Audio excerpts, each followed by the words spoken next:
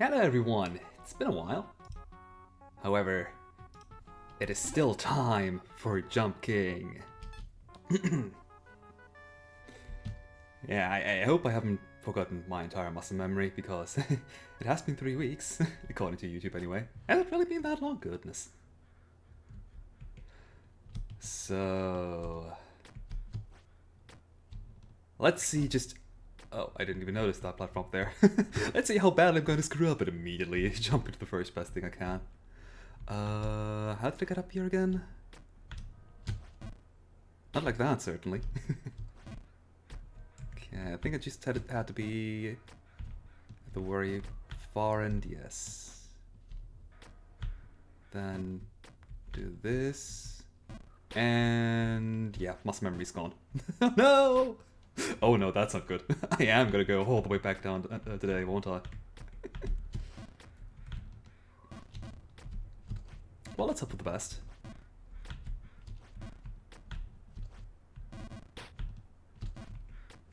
Except, certainly, the best is not what I'm doing right now. Okay, that worked. And I think I need to go here. Could I go? I hope I can go further up it. Yeah, no, I am supposed to come from the left originally.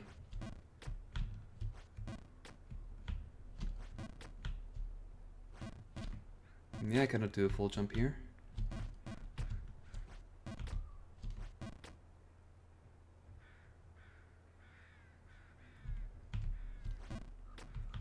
Ah! But here I can do a full jump. A little bit stronger for that. Okay.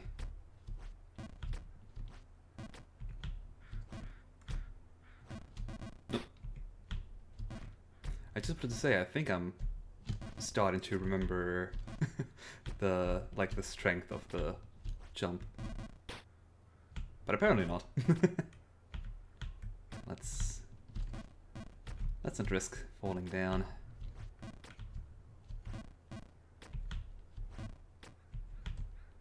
With a game as ruthless as this one, you really want to take your time.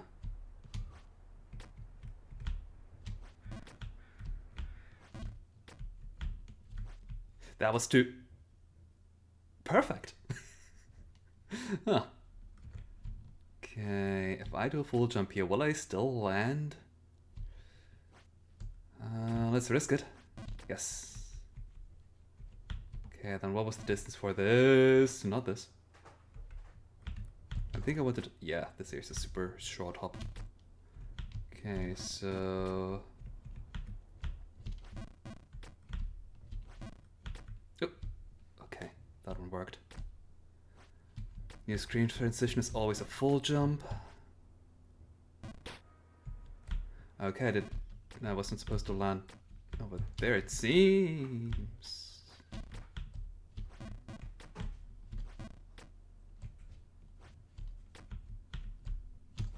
Yeah, I just skip right over here. Seems a lot better. A little bit higher.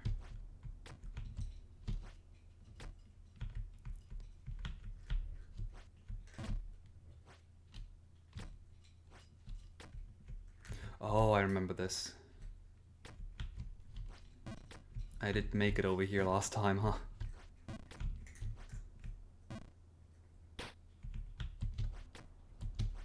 Well, the last time I still knew what to do. It's slowly getting back to me, though. Oh, okay, no, not too much. Barely.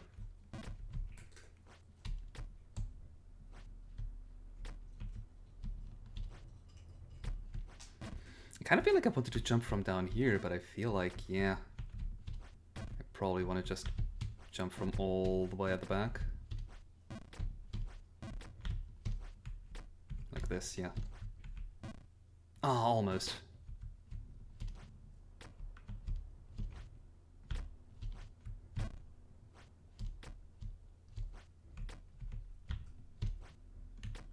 Okay. That's a raven I see up there.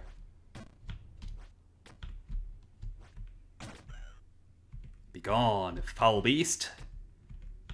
Also, is it just me or is the game chugging a little bit every once in a while?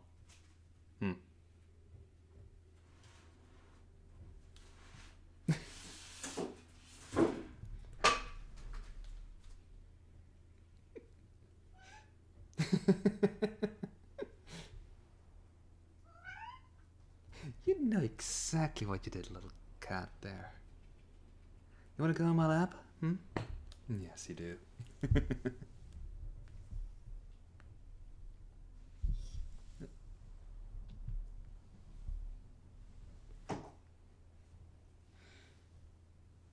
And of course, now immediately the other one comes. What? There's pats to be had?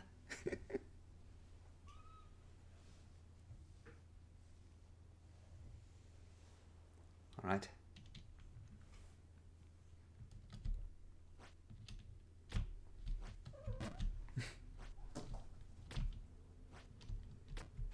And they're gone again.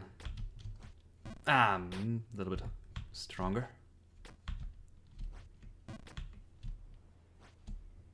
Full jump to the left. That was too much, yes. Oh well. Yeah, we're still good, we're still good. We're not getting sent that far back down yet, thankfully. Now we might.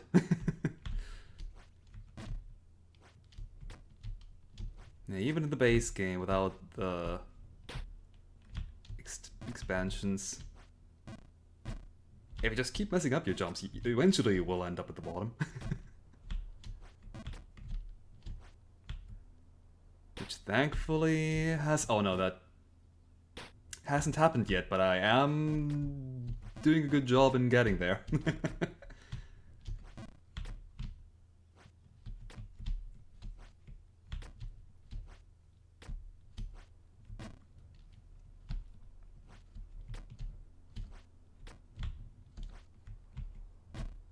A little bit too much.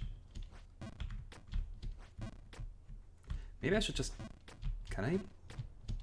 Yeah, maybe I should just jump over to the left, but I don't think I can actually jump over to the left from here.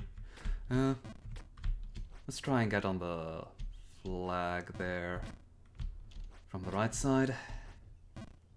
Yeah, just a little bit higher. A little bit higher. But right now,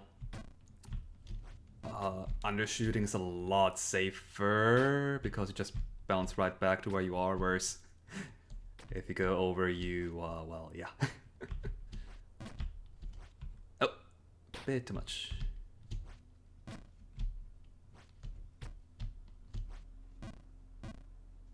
Here, on the other hand, you want to overshoot.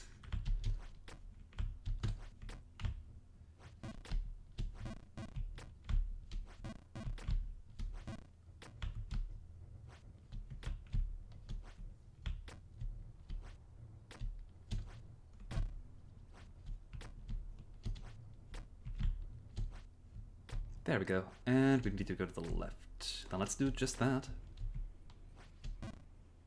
Not sure why I thought this would be a full jump.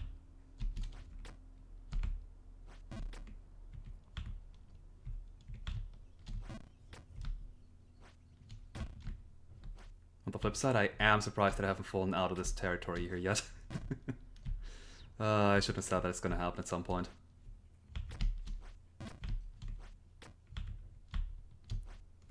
Oh wow! I thought that would be too high. Well.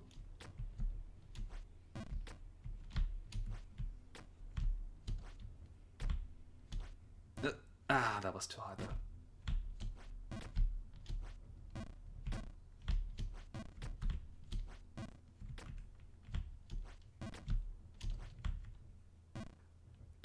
That jump is really tricky. I don't think I would have jumped from here. I've never jumped from... Maybe I should have jumped from there, huh? I will certainly overshoot it if I jump from the higher position that's also a little bit closer, and then I'll undershoot.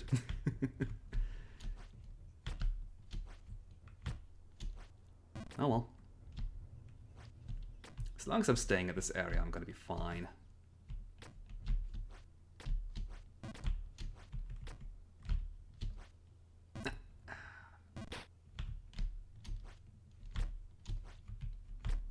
That is a huge if, though, unfortunately.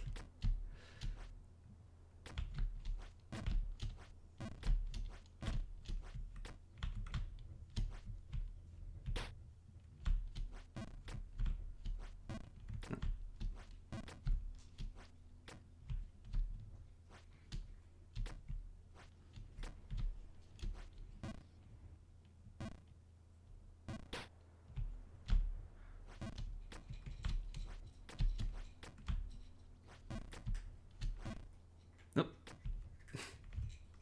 I do appreciate how the platforms are aligned specifically so you do fall on specific other platforms normally. But it's kind of weird with this game, like sometimes the physics just launch you somewhere else entirely. And I'm not entirely sure if that's intended or not. Well, it probably is intended, but sometimes it doesn't really feel like it. Ah.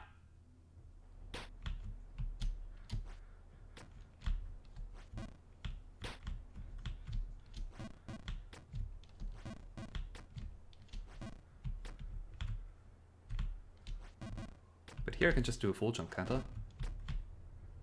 Yes, right.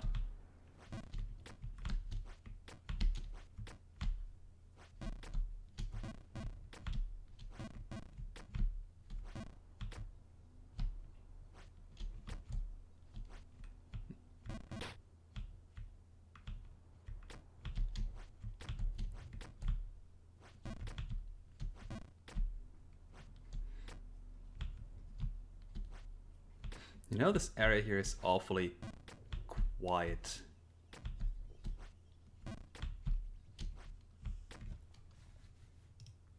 Let me just fix that real quick.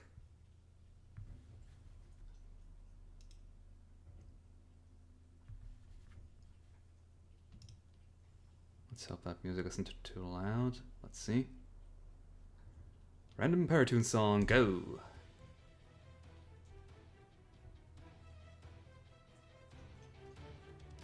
There we go, I think that's a decent volume.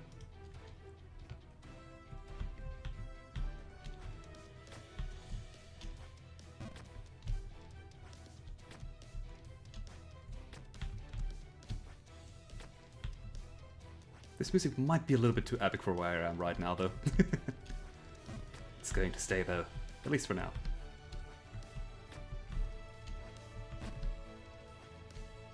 And who knows, maybe its epicness will help. Never mind.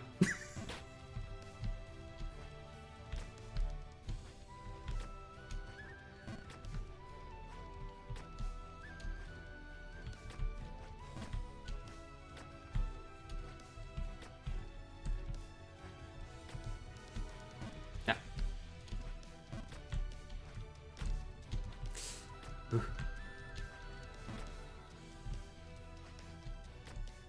It's always really it's always terrifying when you think you're overshooting and then you still barely make it.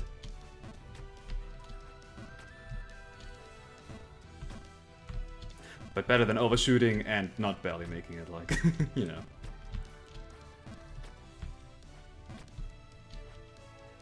Ah, like this. Okay, let's move down here.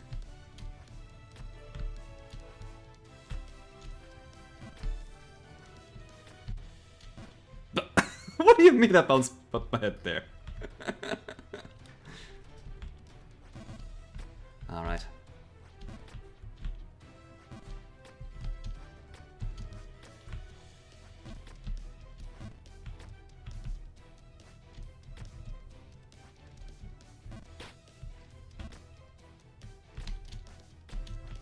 Oop. Ooh. God, this little small platform down there to the right. It's so small, you always think you're gonna fall off like this. But it's actually surprisingly generous. I know what I said.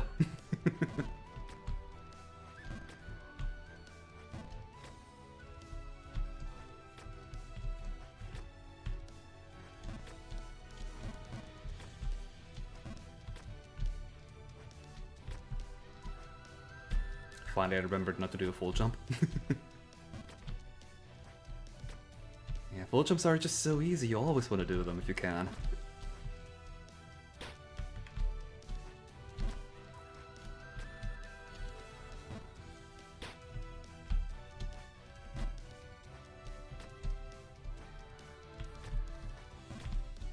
Okay, what is the actual, like, height we need? That one, apparently. Bit much? Yeah.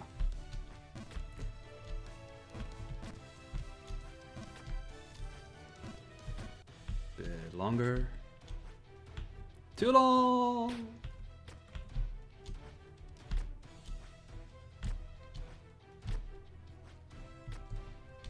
Ah! Popped my head again. Yeah, positioning sadly matters a lot more than you think. Ooh. Almost fell down there too.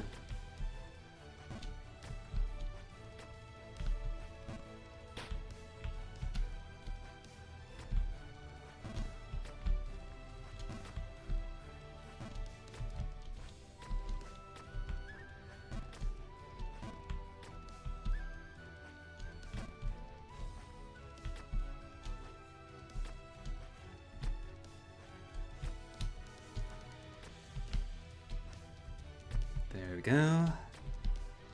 Back up here. Now to please not fall down, Jump King. Or are you in reality just a Jump Squire? Wait, no, that would be Jump Knight. A Jump Prince? Well, yeah, I guess. God damn it, ruining my own jokes! Goodness.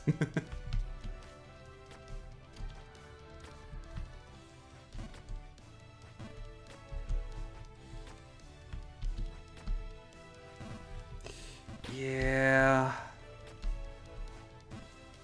Ah, it happened again. Oh well.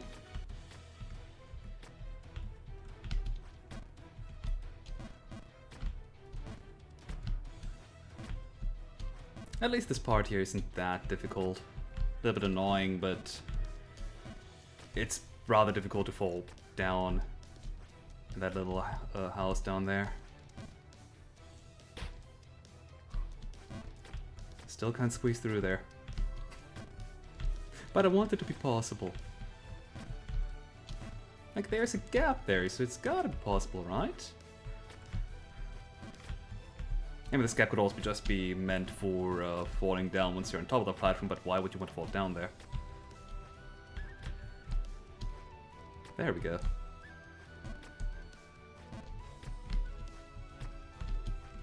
Yeah!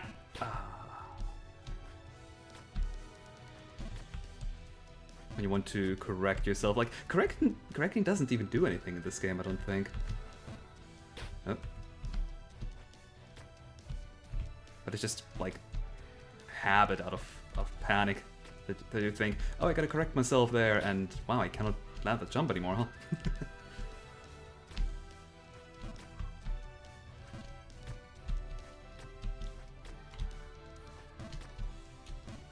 There we go.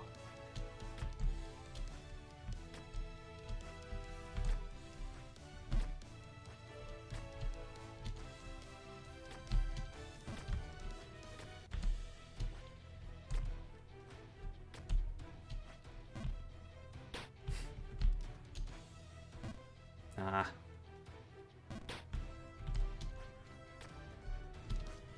All things considered though, landing on that flagpole is a lot easier than you would think. I say continuously missing it, but you know, it's rather thin, you know? And I still land on it more often than you'd think. Not really more often than not, I do miss it more often. But hey, it is a really thin flagpole. Like, you try in real life to land on a flagpole after jumping off of a lower flagpole, that's not gonna be easy. Oh, what do you mean I was too close? Rude. Ah, well, that was too hard.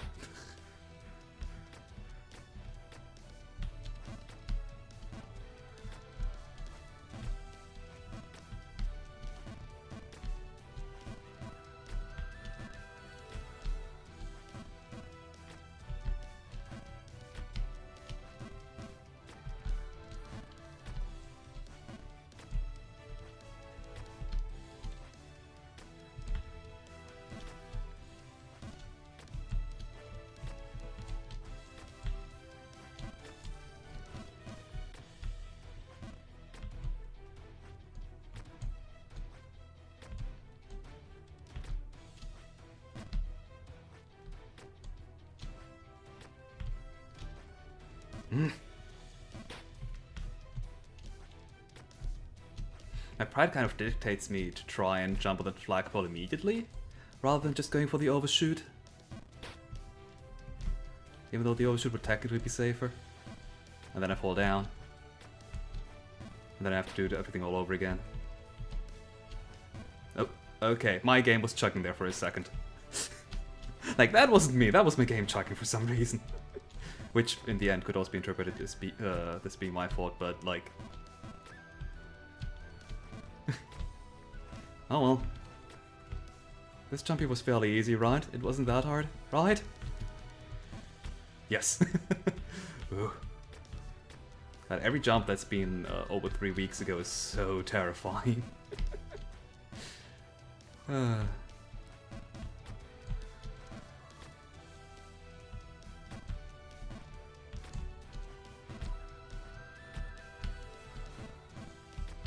Okay, in general, most of these jumps are terrifying. Anything where you know exactly this could lead me down even further.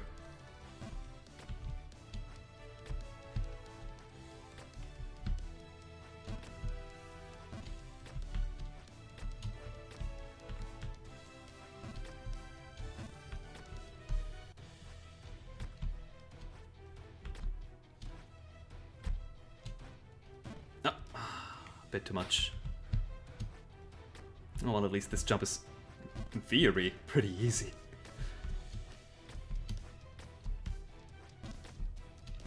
Like, that's the thing with this game, most jumps aren't even that difficult. The problem is just one jump missed and... yeah, you gotta do a whole lot of stuff all over again.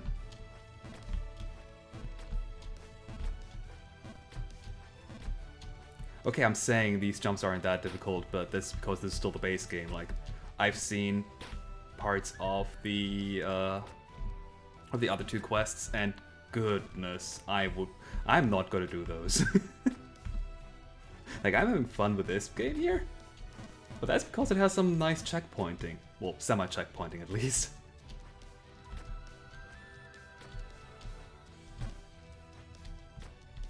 Okay, I know, I'm saying right now I'm not gonna do the other things, but I'm gonna at least try them, I know.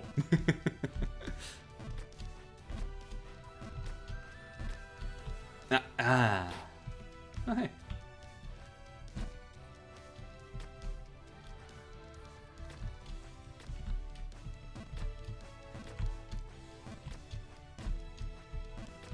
Okay, that should have been on there though.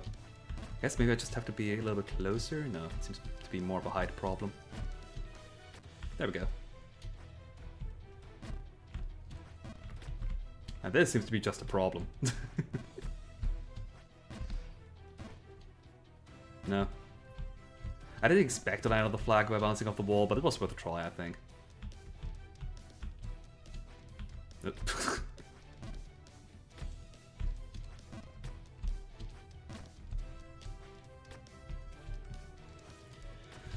Alright. We can do this. I lied to myself.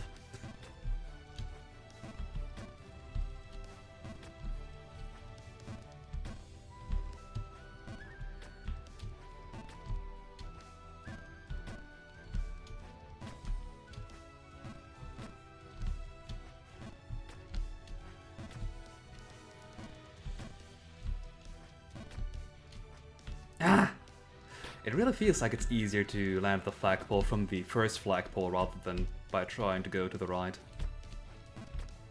It's so weird.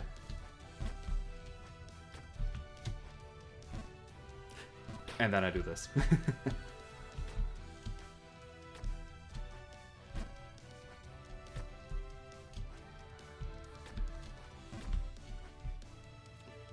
But after the snowy area on top, I think there's not that many areas left after, so... if I'm doing these jumps properly... that being a huge operator there, the word if. If I do them properly, we could, in theory, be getting done this stream. For better or for worse. Because we all know that yeah, I'm not gonna. I am gonna at least try the other quests. Then again, I have so many other games that I want to go back to, like crud. I still want to play the other Blaster Master Zero games. Like, I just want to have a short break between the Blaster Master game and, yeah, how long has it been since then?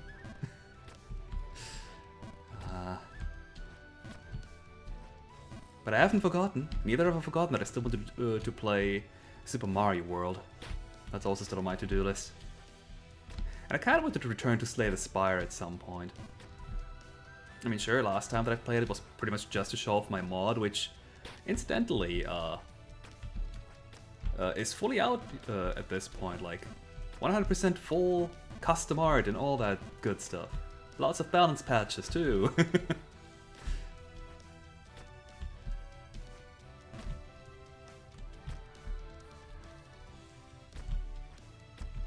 Yeah.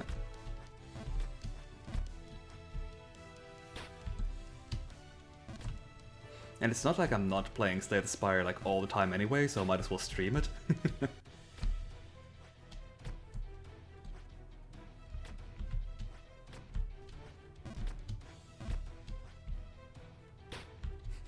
I've done this jump so many times, why am I unable to do it all of a sudden? Is it fear? Does the game smell it?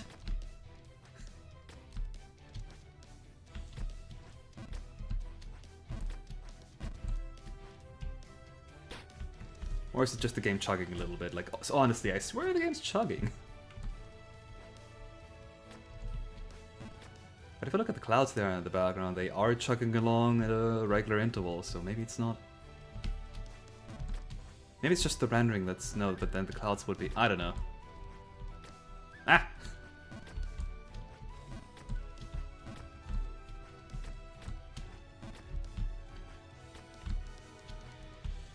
Ooh! Nice.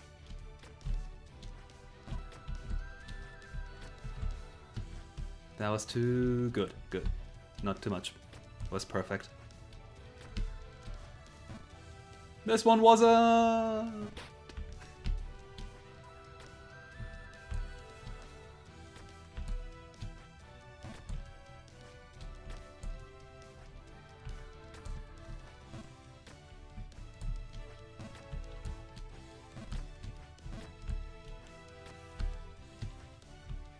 Yeah. Okay, now the difficult part begins. Getting up there without falling down again. Maybe I just need to reposition myself too. Maybe this is a better position. Nope! Maybe I should just do a full jump back to the left side? Is that even possible? To the left flag? Or left flagpole, rather. Considering the lack of a flag there. Ah! Ah! Okay, I'm still fine, I'm still fine. It's just a little airborne, it's just a little airborne. It's gone, Dad. I know. God, classic Simpsons were great. So many good quotes that I only know like 5 of. And I do not even have the excuse of, oh, I watched all the episodes in German. I mean, I did, but I don't even know the German quotes.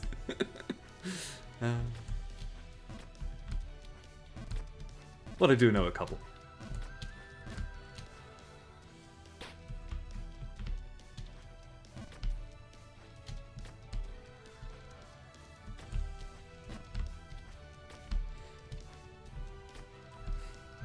It's kind of unbelievable that The Simpsons are... Why did I do a full jump? Yeah, that is kind of unbelievable too, that I did a full jump.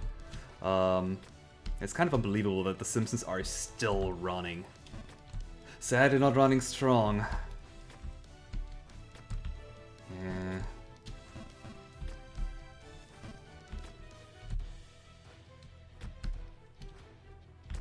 Is even any one of the original writing crew of The Simpsons still left there? I wonder. Like, I know that the writing crew at some point went on to write Futurama, which is also an excellent show. But did any of them return after they were done writing that show? If not, then that would definitely explain why The Simpsons has kind of, yeah, experienced a huge dip in quality, to say, to phrase it nicely.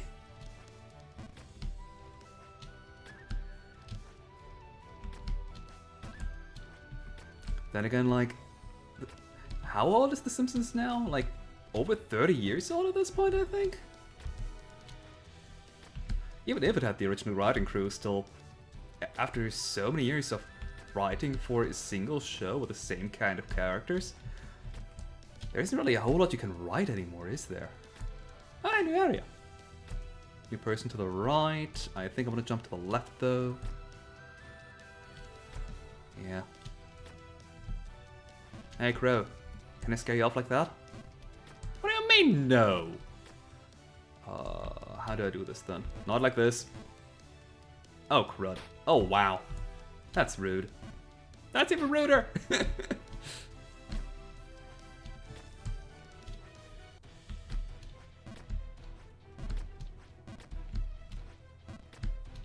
probably shouldn't even go with the crow, honestly. Although in this case I wasn't. Like, that fall was entirely my own fault and not crow related. And it's definitely not mocking me by telling me to eat my shorts.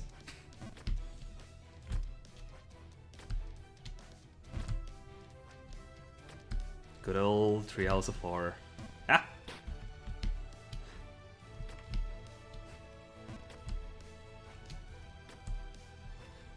I really loved the old Treehouse of Horror episodes where it's... I mean, yeah, they're always parodies, even in the newer ones. Even still when The Simpsons were good, but... I don't know, I feel like the older parodies they did in Treehouse of Horror were just a bit more clever? Rather than just, oh yeah, this is a Halloween episode, we can be gory for gore's sake.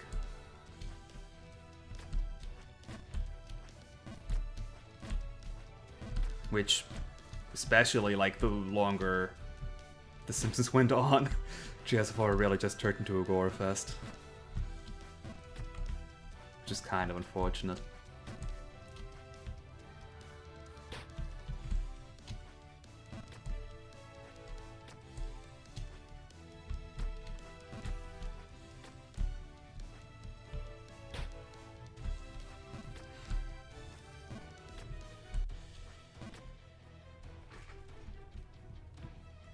Hey there. Yeah, doing fine. Hope you're doing well too.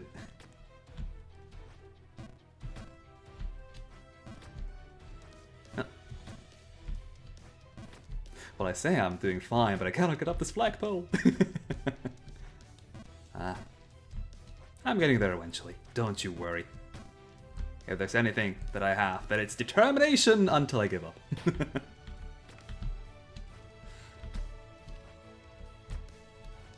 Yep.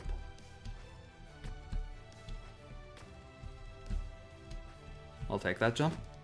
Not so much that one. I mean, I guess I have to.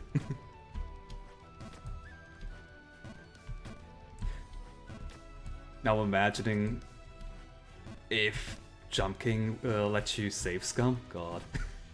It would kind of defeat the entire purpose of the game.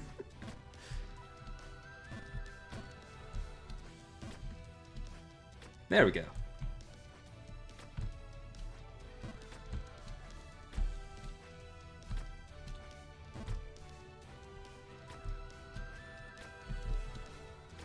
Oof. That was a jump to the left. And then a step to the right.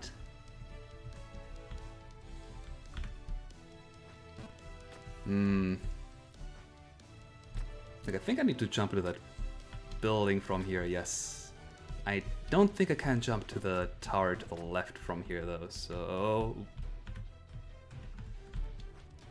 Ah! Okay. At least now I know where the exit point is if I miss that jump. It's not all that far down, all things considered, unless I miss that jump. that one! It keeps going down.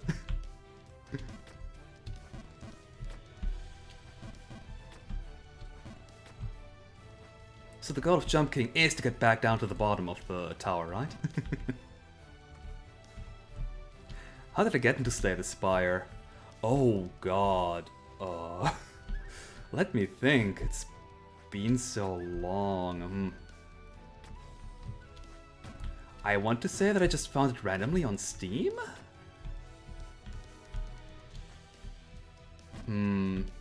That might have been it. Like, the only people I've ever watched... Like, I think I've only ever watched 3 people play Slay the Spire.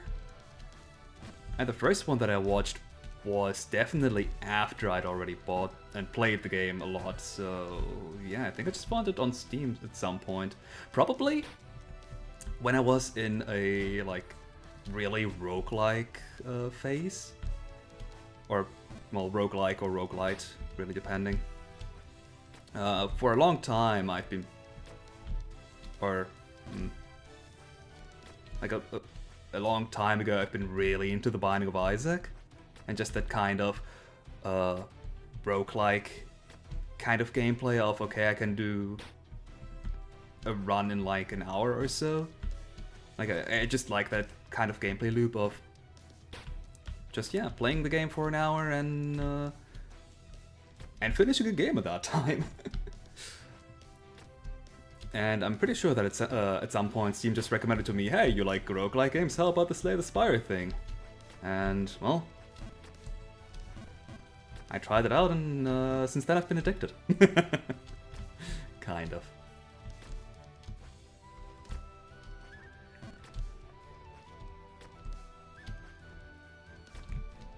Which is not to say that I'm not playing Binding of Isaac every once in a while still. Just a lot less often than Slay the Spire at this point. I actually have to double check my playtime.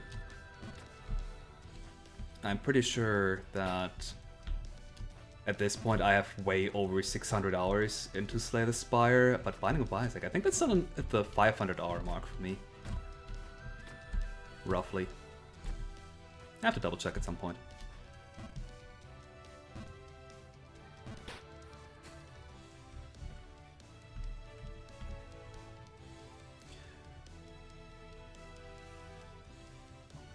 I don't think I know these two people's names, but maybe I just don't recall them off the top of my head. I might have seen them, but I'm just not subscribed.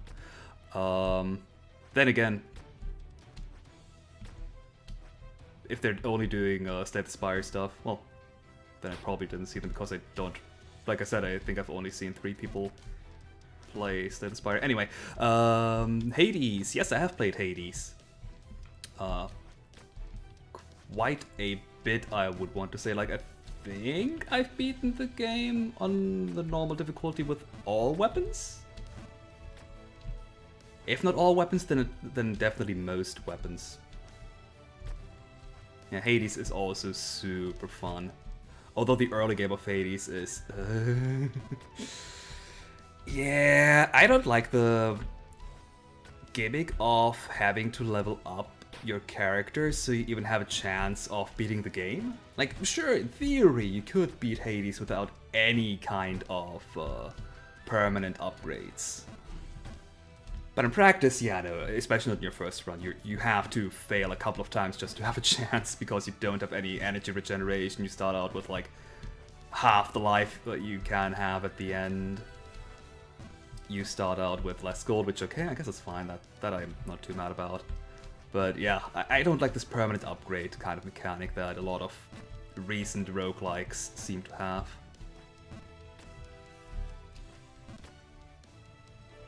Of all the characters to add to Slay the Spire, what made me commit to making Kokoro?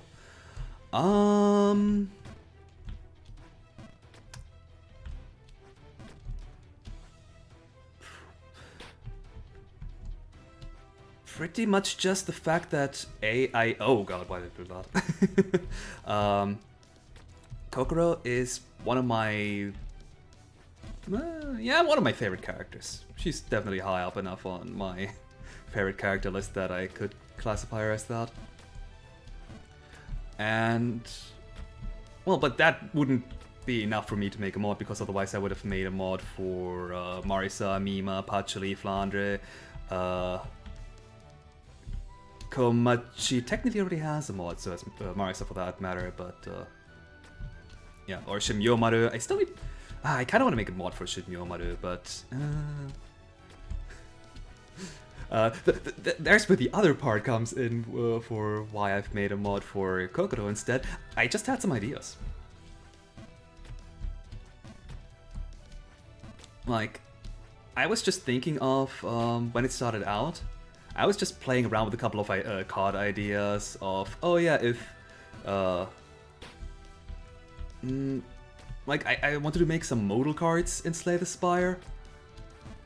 Or I wanted to see some modal cards, rather, let's put it that way, because back then when I started making, or before I started making the Kokoro mod, I didn't really have any intention of making a mod, but I oftentimes just play around with ideas for, if I did develop a game, I would do this and that and that, and yeah, so I had a couple of card ideas, starting with modal cards, and well, Kokoro kind of has a modal kind of gameplay gimmick in the fighting games. So I thought, yeah, that would fit, and one thing led to another, and all of a sudden I had like 30 cards written out. And at that point I said, okay, you know what, Slay the Spire is written in Java, I know how to program in Java, let's do this. So that's pretty much how that one went. So really, had I had other card ideas, like, say, there's the problem though, what kind of gimmick would Sukuna even have?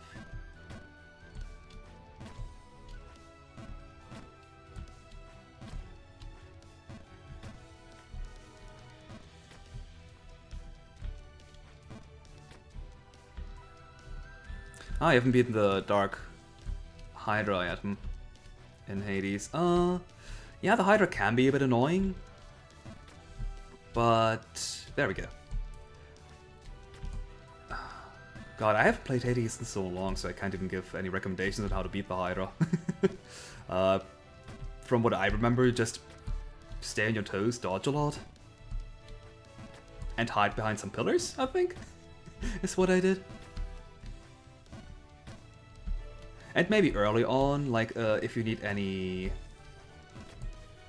like if you need some defensive help to not die, who's it, the shield lady, I forgot her name. Athena? I think it's Athena.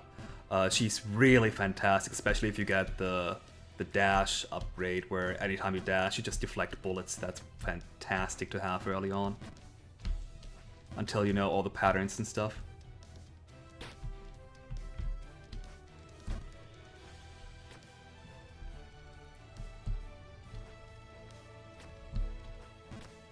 The unlocking, in general, with unlocking stuff in a roguelite, I don't have much of a problem either. I like it in Binding of Isaac. But, yeah, if it's anything that's, like, I like unlocking stuff if it's something that you unlock for any future runs. So, for example, like in Binding of Isaac, or even Slay the Spire for that matter, where you unlock new weapons, or in Slay the Spire, new cards for your character, or new relics to have, but you don't start out with them, That was dumb. You don't start out with them, but instead you can find them in future runs. So anything where you gain more potential is what I really appreciate, but in Hades, it being permanent upgrades is just, why do I have to unlock life first? I need that life to start with. Why is the game at the most difficult when you're starting out? That's where it should be at the easiest. Ah, red.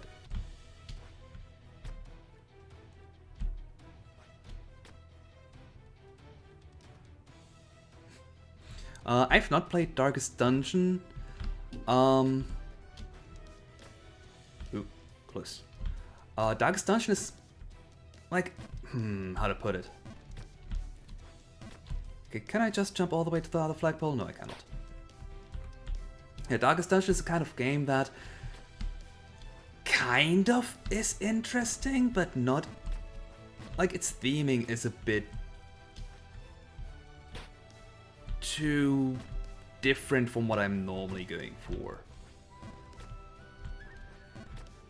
I don't know how to put it. Like, I generally enjoy more lighthearted, comical kind of stuff, and Darkest Dungeon is more of a everything is like dark, everything's bad, kind of horror kind of aesthetic. I'm not sure if I'm actually correct with that assumption. Like, I've never actually played Darkest Dungeon, so I might be wrong, but that's the kind of impression I'm getting from like the Steam page and stuff.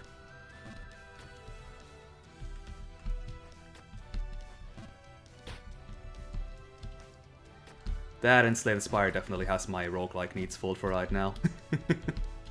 Ah, no!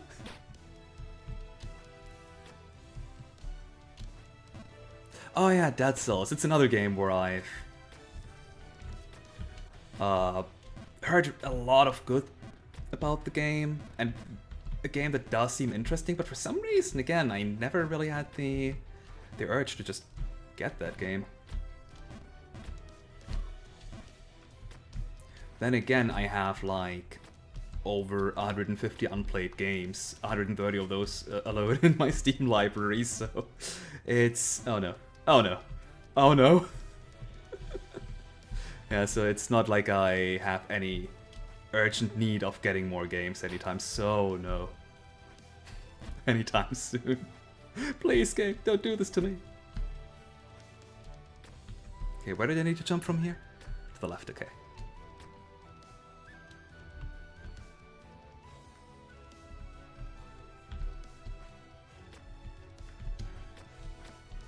Okay, did I... Now I need to go down here and then jump off the wall. Okay. That was supposed to be a full jump.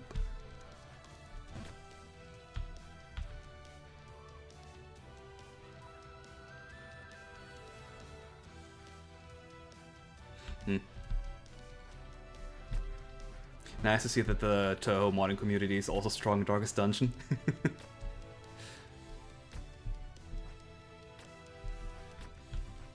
Yeah, when I first saw the...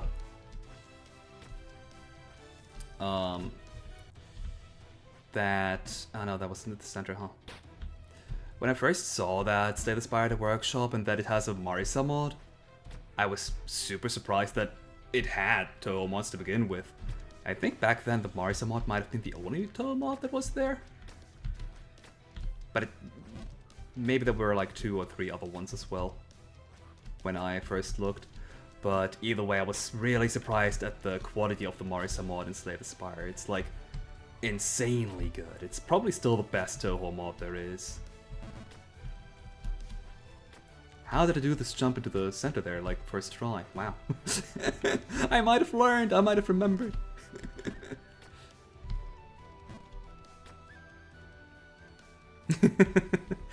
I mean, it's...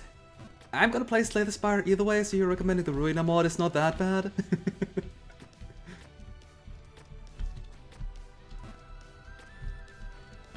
Honestly, that's my my big problem with my gaming backlog right now, that I am playing so much, well, not necessarily Slay the Spire. The bigger problem is that I'm buying more games that I can play, period, but even outside of that, like last year, I've spent a lot of time doing various artwork.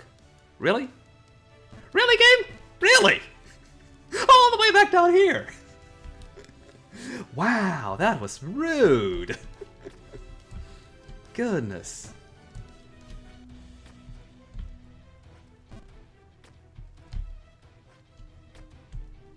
Oh no, it's this jump. Yep. Welcome to the forest! Well, not yet. Welcome to the sewers first. Yeah.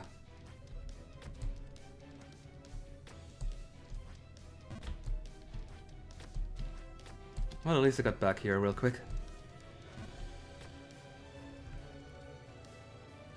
Yeah.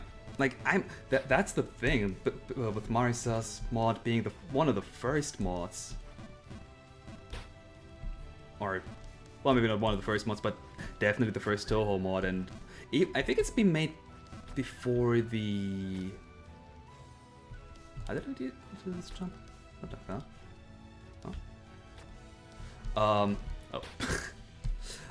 Like Marisa's mod was made before the modding API has been made, from what I know. Or at least the enhanced modding API at the very least.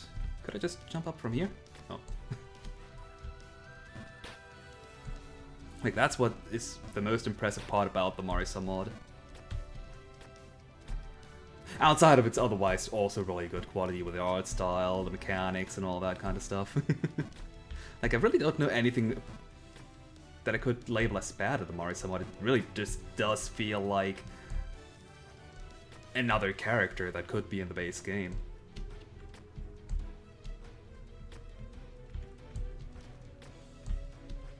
Oh no.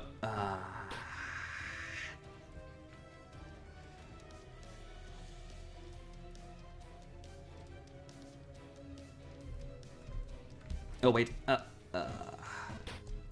Yeah, I'm. Well, it's to be expected. Like, if there's a mod that references something else, that they probably have some lore pieces in there. So I can still enjoy it for what it is. Well, that was awkward.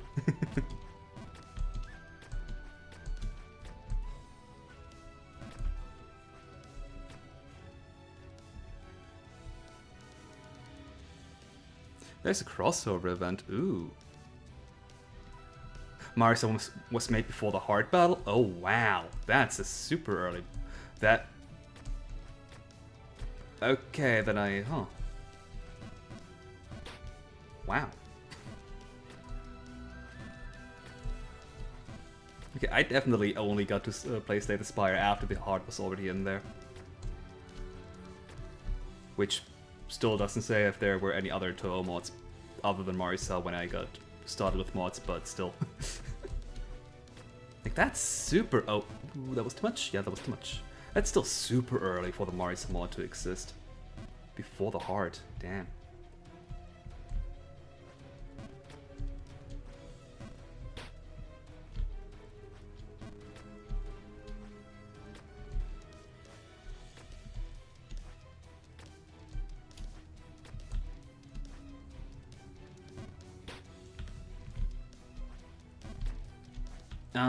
Okay.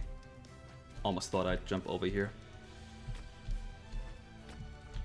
I'm so glad that I'm not falling down the block to the left that much anymore. That was my weak spot last stream. Not that I'm getting back up to Wagenburg, but... I hate this place. I don't know what it is about this place that I like it less than where I've just been up further up.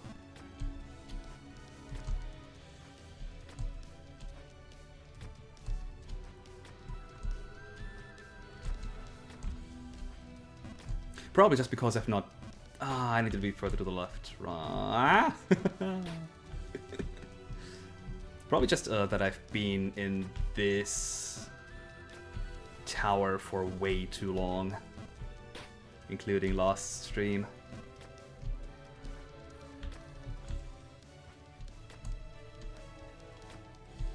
Especially this place. Ah! No! Shouldn't have said anything.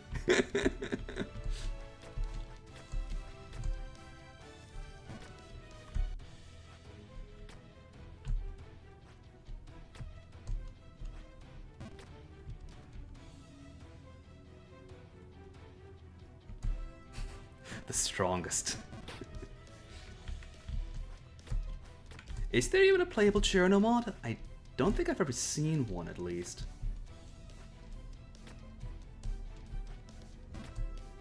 If there isn't, then that's definitely a very surprisingly missing character, considering how popular Cherno is.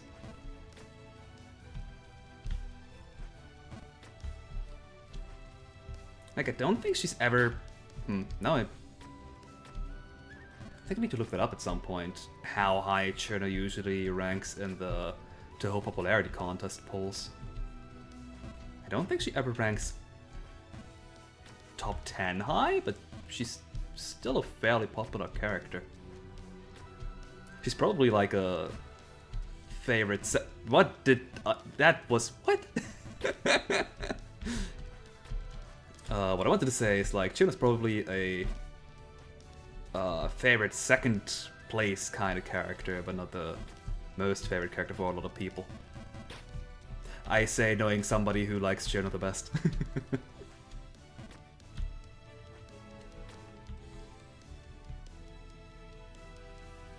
How I got into Toho. Funny story about that actually. Oh, slay the spire, jump king, leap the spire. Oh god, no, please no. How I got to Toho, it was YouTube's fault, really. Back in the olden days of YouTube, many years ago, I just found some random YouTube videos, and anytime I looked up what the source of these videos was, it always turned out to be Toho.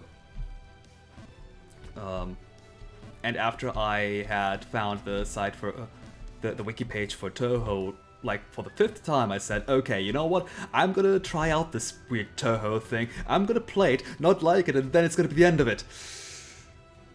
About that, yeah, I may have found an appreciation for Danmaku games through Toho, and I never escaped it. I did this mistake again, huh? There we go. Yeah, I think the video in particular that I remember that I had seen with Toho was... oh god, that's such an old meme, but... in case you know it, the Gadan meme? Yeah, it was a video with the Gadan meme featuring Patchouli and Koakuma. That was the one video where I said, okay, screw it, I'm gonna try out this game now.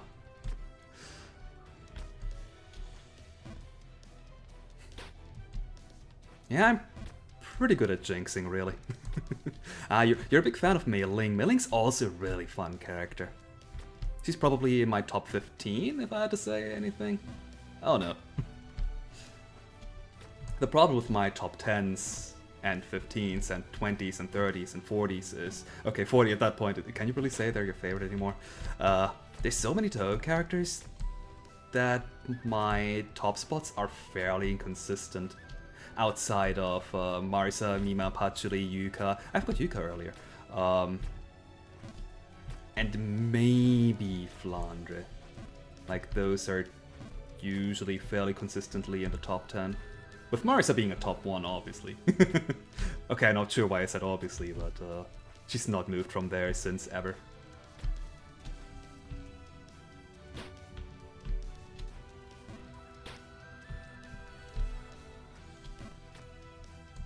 Yeah, Gadan is a super old meme, like probably definitely somewhere in the early 2010s, I'd say.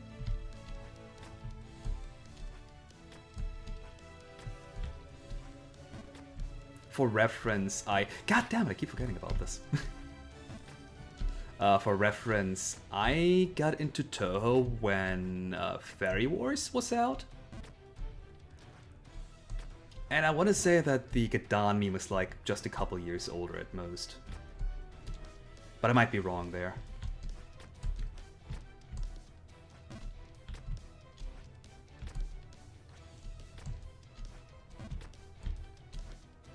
Alright, can I get back in? No, yes! I thought I'd definitely overjump this. Sweet!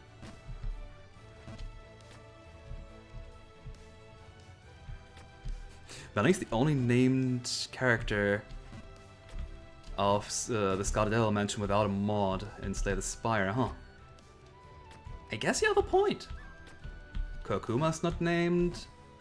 Patchouli has a mod since a bit ago. Remelia has several mods. Flandre has one mod, I think? And Sakya has 2 mods nowadays. Yeah, huh. We really need to get a mailing mod, it seems. I'm not gonna work on a mailing mod, not anytime soon at least. Let me first finish the mod that I'm working on now. Also, I really wouldn't know what to do for mailing, for that matter.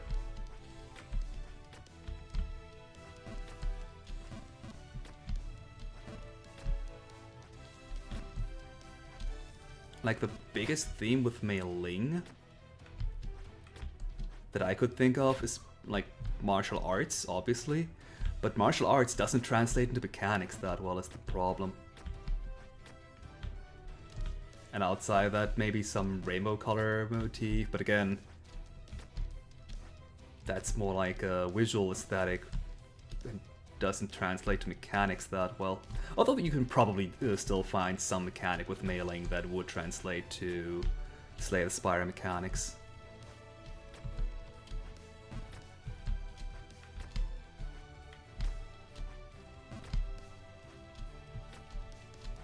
The problem is, oh no, or my problem with finding themes for mailing right now, but in general, like mailing only ever really, no, that's a lie, mailing did appear in fighting games too. Okay, never mind. I just wanted to say she only really appeared in one game, but no, she did appear in the fighting games, in the original fighting game series. So I guess you could maybe grab some themes from there. Like how I did with Kokoro, like, oh yeah, in the fighting games, Kokoro has stance changes, so let's do stance changes.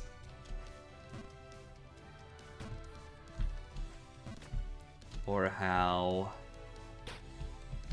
one of the cards in the Kokoro mod was, okay, I'm using this skill here, which lets you grab an enemy when the first time you use it, and the second time you you can activate an attack even without being close to the enemy. So I want to have this kind of mechanic here too. So the first time you use this this card here, wow, the first time you use this card here, you essentially set up the next use of the card, and that's how an entire mechanic was born. So if I wanted to get mailing to Slay the Spire, like if I wanted to make a mailing mod myself, which right now I don't have any interest in, I would probably just play the fighting games a couple of times and see what kind of fun gimmicks mailing has in them. But right now I can't remember anything outside of mailing has the fastest base movement and the worst projectile usage in the entire fighting game.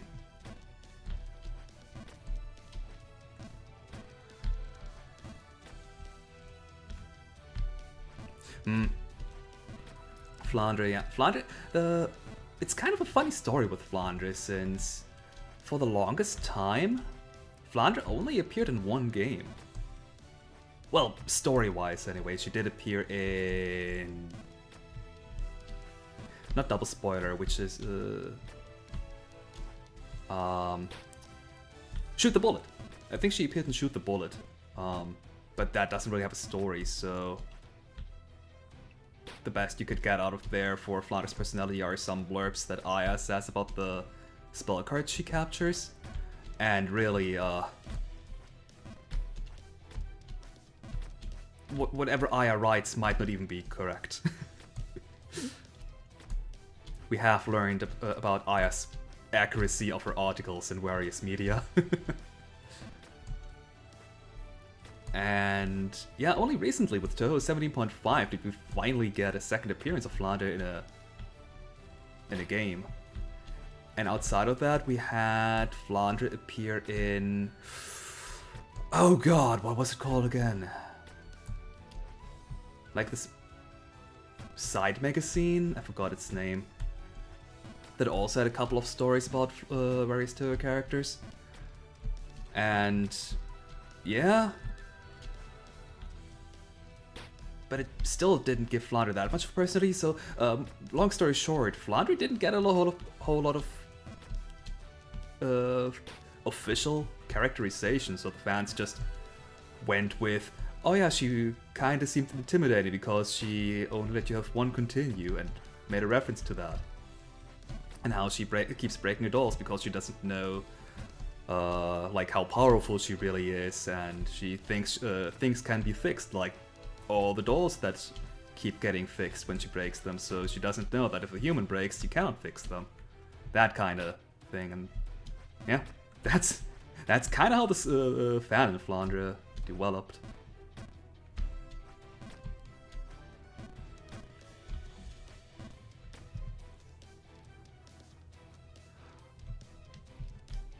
As for your guess what character I'm working on right now, I'm intentionally not revealing that.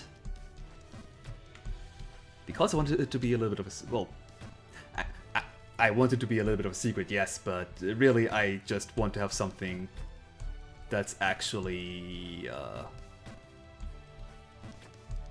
presentable before I reveal anything. That's all. Nah!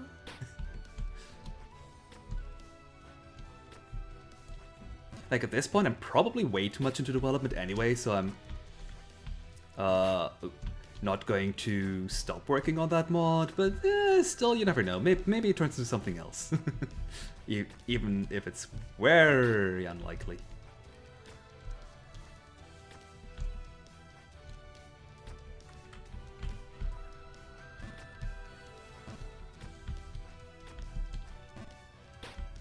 That said, while we're on the topic of Toho 17.5 anyway, I still can't believe that Shion and John got in there. Like, when I saw they got a slot in the game, was wow. I was so like, but with Kokoto too, she doesn't really have a presence outside of the fighting games, and even in those, she's kind of like just, oh yeah, she's there because we have her sprites and her moveset, so we might as well include her. So I expected any other future fighting game boss to kind of get the same fate. Which kind of was the same with Tenchi too, for a while. Like, she was the final boss in one fighting game, then she appeared in the expansion, kind of, not really. I don't think she actually appeared in any story, did she? In Hisaden Soku. Why did I do that? And in the literary works, she didn't really appear until she did finally, and I was ecstatic. Again, why did I do that? Yeah, so I'm always glad when the fighting game characters get some more spotlight in the other media, whether that is like a full game, a side game, or one of the manga or other works.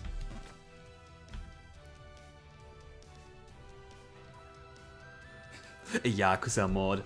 God, that would be so great if we had Kazuma Kiryu in there. Although, Kiryu would probably also work really well as a stance-based character. At least... yeah, no, he also had 3 stances in other games. I've only played Yakuza 0 and Kiwami, and I still haven't finished Kiwami. I started that like 2 years ago at this point. Yeah, I got sidetracked.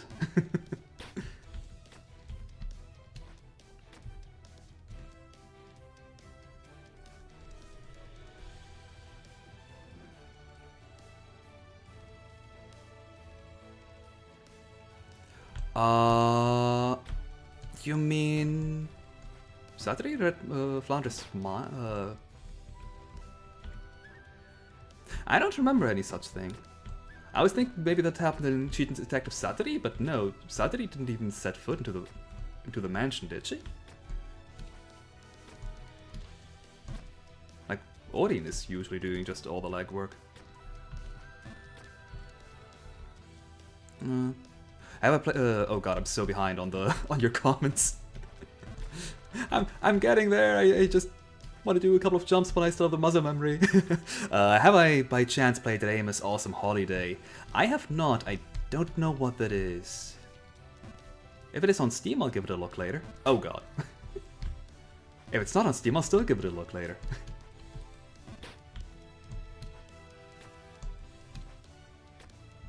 As for...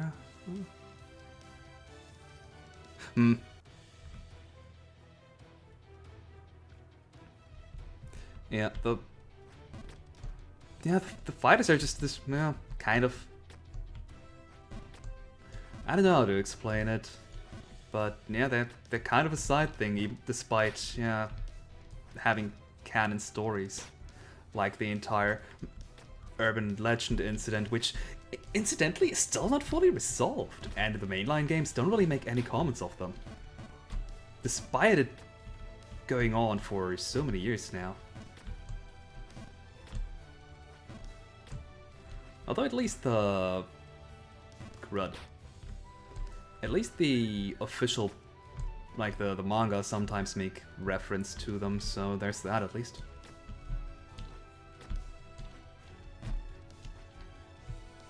Ah, it's happening again.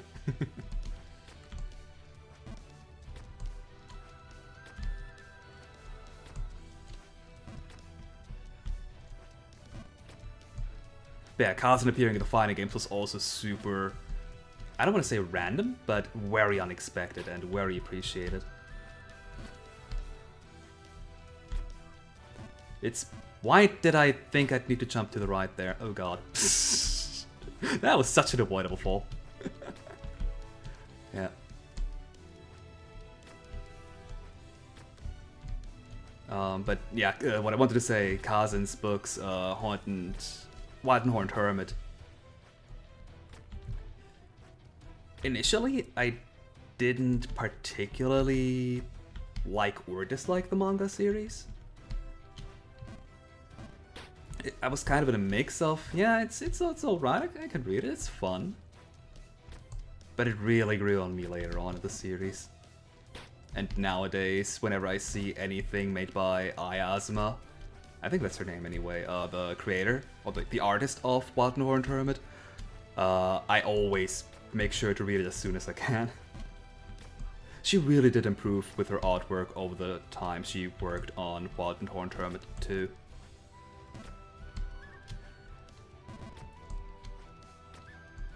Like early on it was really a little bit rough around the edges, but by the end of it, it's such beautiful artwork.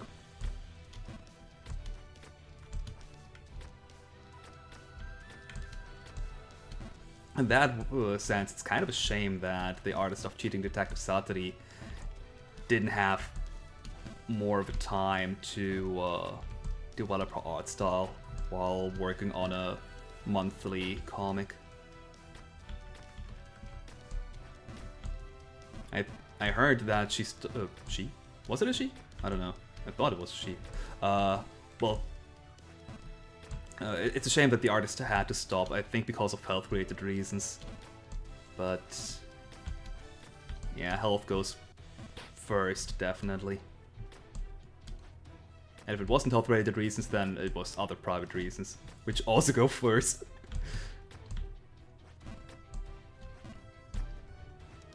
Right, I'm back here.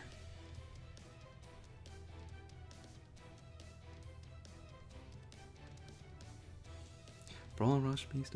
Oh yeah, I completely forgot about Dragon for Kiryu. Despite Kiryu literally being a type of dragon, so.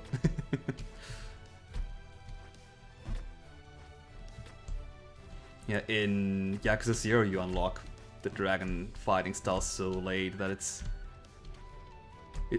in that game at least it feels like the super fighting type, which you get at the very end and then you kind of just want to use it for everything. Ah!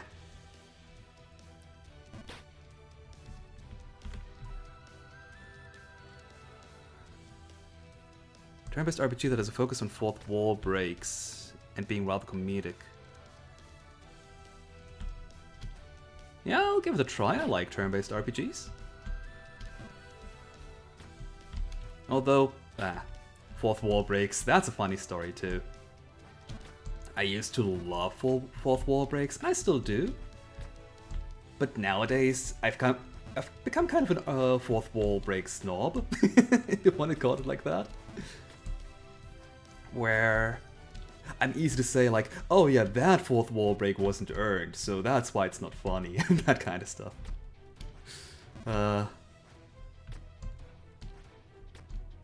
Yeah. I used to do a lot of fourth wall breaks, is the thing. And that might be why I stopped, or am now looking at them from a more critical lens. Because, well, yeah, I've made them. I know when they're funny and when they're not. And the way that I used them, it was not funny. Yeah. Yeah. To be fair, I've been doing comics for a long time. I had some time to improve. God, I started doing comics when I started doing comics like 15 years ago. Oh god. Jesus. And now there's no more trace of the comics from 15 years ago because all the sites I uploaded them to went down. And it's probably for the better too. I could just re-upload them if I wanted to. I still have all of the comics. But I don't want to.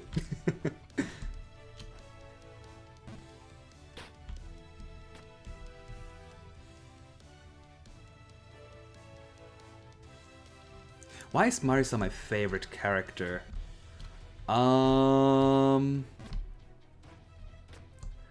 She's funny. That's probably the biggest reason. In any story she shows up, whether it's the mainline games, the side games, the manga, she always has the funniest lines or the funniest stories. Why is that the jump that I cannot do anymore? Like her entire Mountain of Faith storyline is a treat. Subterranean Animus?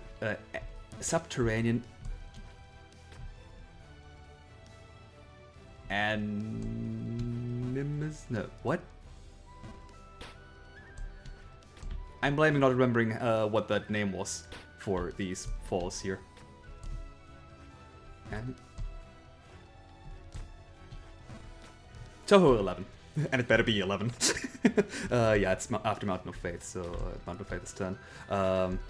Yeah, what I wanted to say, the SA route with Marisa and Ellis is just phenomenal.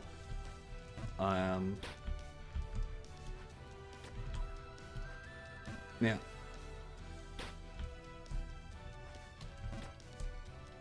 So really, it's because Marius is the most fun character in the Toho series, at least in my opinion. And outside of that, like if I also had to say like some personality traits that I like she's a lot of them. Although I don't know if it's fanon or canon character traits that I like about her, but the fact that she, like the dynamic between Marisa and Reima, I really like. For example, how whereas Reima is crud.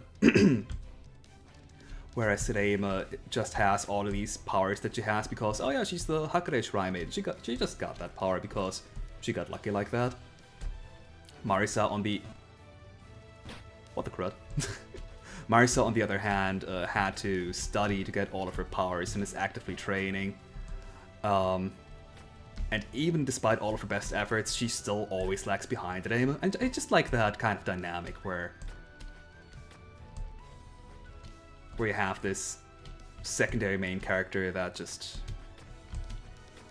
tries to fight her way to the top. And alongside that, she still has this lighthearted personality. Like, I think it's just the entire mix that makes Marisa that I like. As for why I like Mima while I'm at the topic of favorite characters, why did I jump to the right again? What the heck? I like Mima because she's one of the few actual like,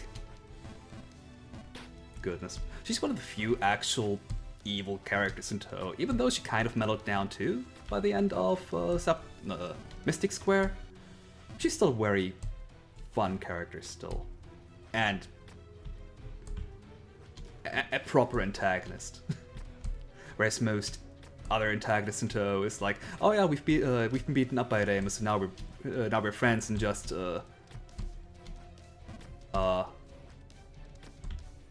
drink sake and tea at a shrine. Mima is still like, oh yeah, no, I'm still gonna mess with Reima now. And she's Marisa's mentor, according to PC98 lore. That might also have something to do with it.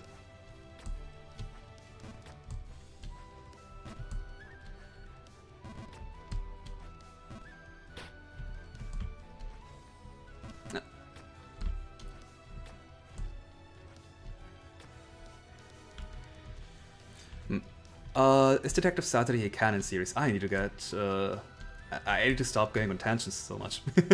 Detective Saturday is canon, or as much canon as any of the other manga are too. Yeah, I think that's just basically it. It is canon. Although, tangent. From what I understand, I might be wrong here. I'm not entirely sure. For all of the manga, Sun writes the basic outlines for what's supposed to happen, like the basic stories, like where the story is supposed to be headed, the events and stuff like that. But all of the characterization within any given chapter is up to the artist to write out. I might be wrong with that information, that's what I heard a long time ago, but it makes sense considering how different each manga is compared to the others.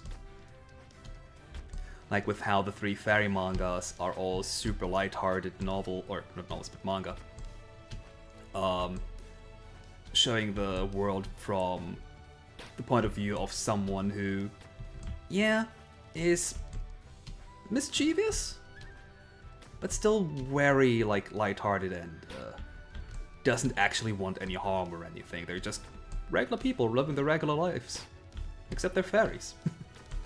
And then we have Forbidden Scrollery, which shows the life from the point of view of a human in Gensokyo, which, yeah, if you're an ordinary human without any special powers, life in Gensokyo can be pretty scary, considering that yokai, or at least so people believe, well, live off of humans. Which is actually correct, just most yokai don't eat humans anymore. Some of them still do. Looking at you there, Rymia.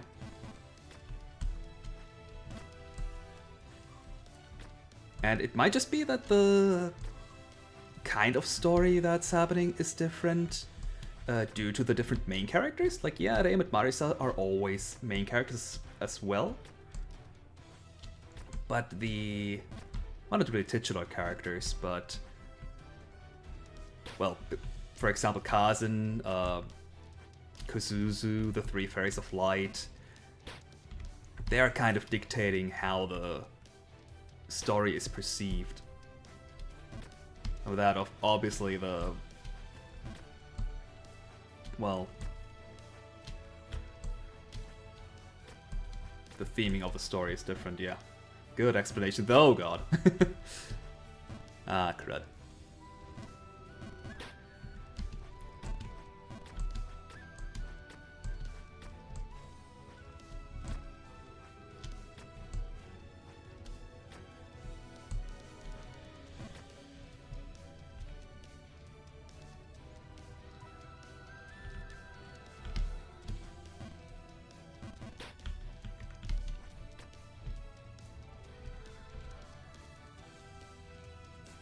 Yeah, the smileys.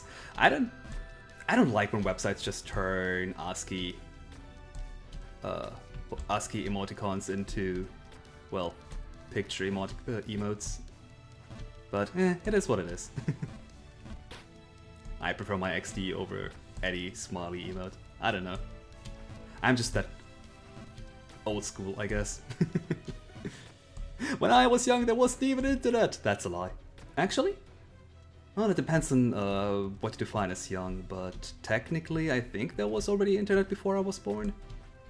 But it wasn't widespread, at least. Like, I remember... Oh god, super tangent! I remember when the internet still ran over your phone line? And when, like, internet flat rates weren't really a thing. And you had to, like, pay by, by the usage of the internet. Which, thankfully, that's not really a thing anymore for regular people. Outside of, like, mobile usage, that maybe, but not for, like, mainline home internet. That said, I was a young child as well during that time.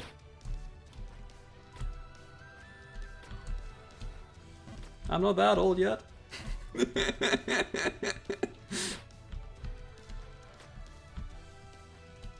Although if I was an anime character at this point, I would never be more than just a secondary character.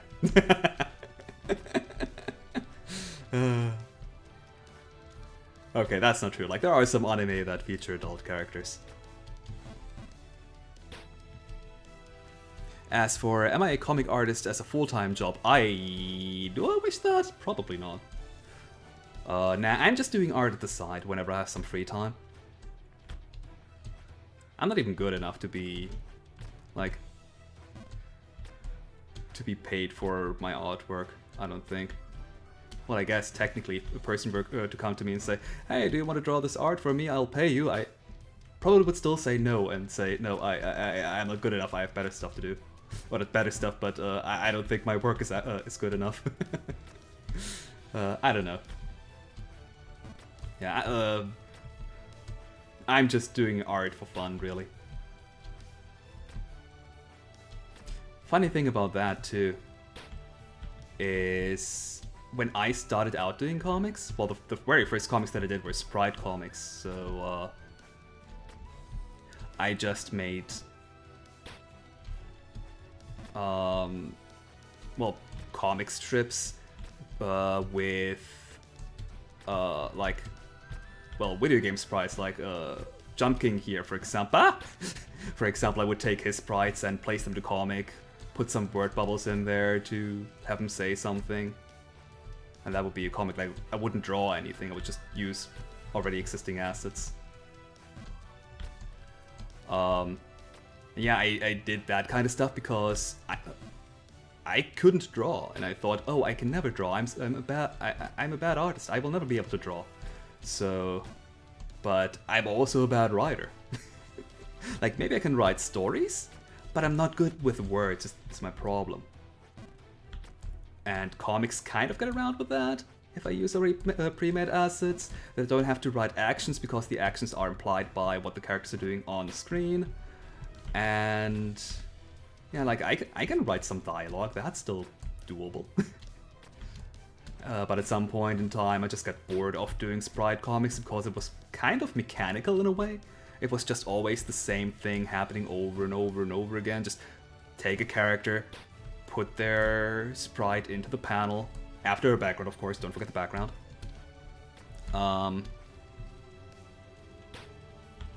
Add some speech bubbles, done, next comic. It was so boring at some point, so I just stopped. And I was kind of unhappy too with how it looked, because being bound to already pre-existing assets really limits what you can do.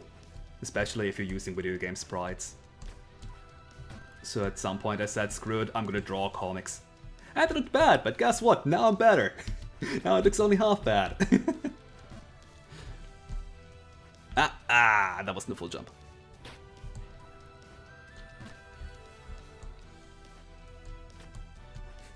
You love Marisa because she wants to grow more powerful to discover more magic. Yeah, that's also one fun aspect of her. And I think one other reason too why I like Marisa is... is because she's really versatile. like, there's not a single scenario that I could think of where you couldn't, in one way or another, put Marisa into. And as a comic artist, even if it's just a fan art, well, I guess it's fan art, so like a hobby artist, that's what I meant. Even if I'm just a hobby artist, having a character that I can put in any situation and work with that is really good. Like, that makes for a really fun character. That's why I like Komachi so much too, because Komachi is a kind of character who acts first, thinks later, or thinks of the consequences never. I can just put her into any situation and it fits. I can put it in any situation, but a lot of situations, and that makes for a fun character to work with. And I think any character that I can work with for my comics a lot is a character that I do enjoy a lot. Not sure which direction is first, like, do I like them because they're really versatile and can put them into a comic, or do I like them because I put them a lot into comics and that's how I started liking them? Like, maybe it's a bit of both. I need to jump to the right here.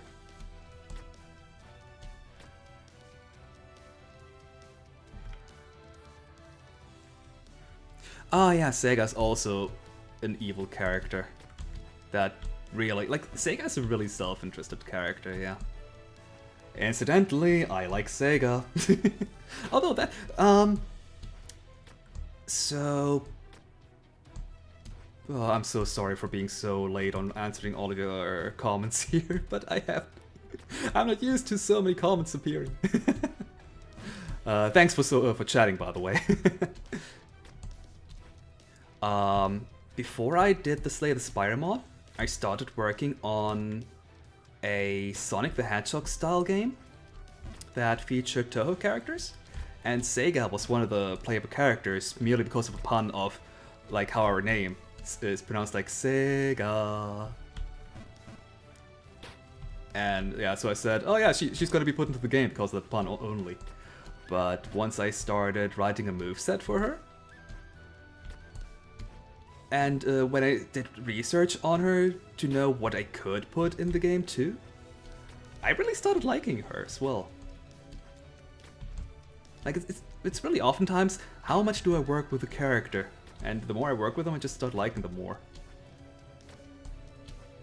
Although unfortunately Sega is still one of my, like... I like her, but not... I don't think she even makes the top 30. Sorry, Sega.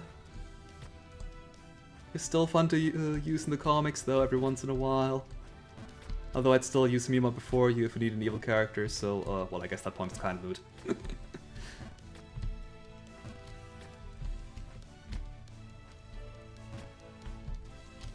Though Sega and Yoshika are a very fun combo as well.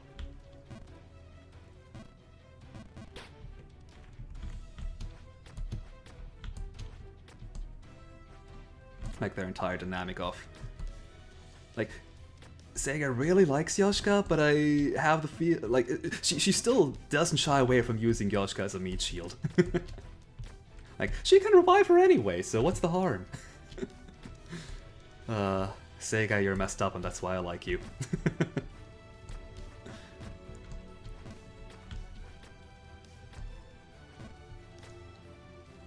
It would be awesome to see characters face their PC98 selves. Yeah? They kind of did change quite a bit during, like, when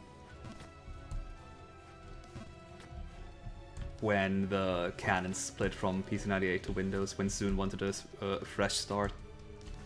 But funny you say that, because in one of my comics, I had a mini arc going of like Marisa talking to all or various people that appeared both in the PC98 and Windows era, and with Marisa being the only one who, during both of these timelines, is the same character, and everybody else had some reason for why there's two of them.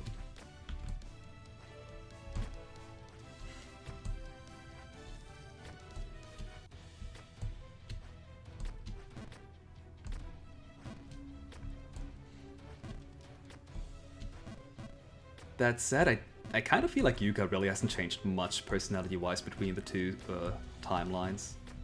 The only thing that has changed is that she now has access to flower magic, but that can actually be explained that at some point, like I think at the end of Mystic Square, she wanted to go for the ultimate magic. And in the Seiho games, which is kind of like a parallel series that that has some Toho characters appear every once in a while because it's made by people that Soon knows. Yeah, in one of the games, Yuka appeared and she already had some kind of flower magic type of thing going for her. Even though she still used her old PC-98 design in that game.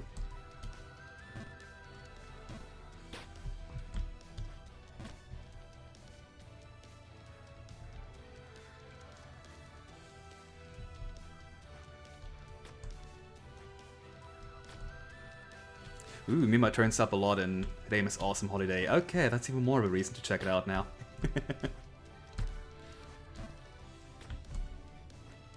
God, that reminds me of the Earthbound-styled fan game Toho Mother, where you play as... well, where your party consists of Reima, Marisa, Yuka, and Mima. I don't know, I just got reminded of that.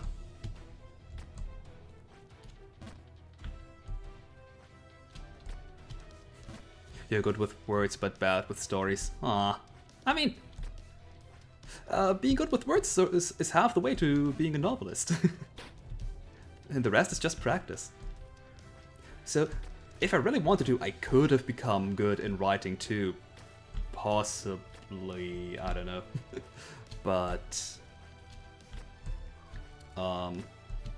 yeah, like, all you need to do is keep on trying. Like, I'm always saying how my art is still rather bad. But honestly, I've been doing art for a long time now, and I have improved quite a lot since then.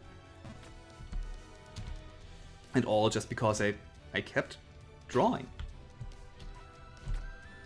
And that's...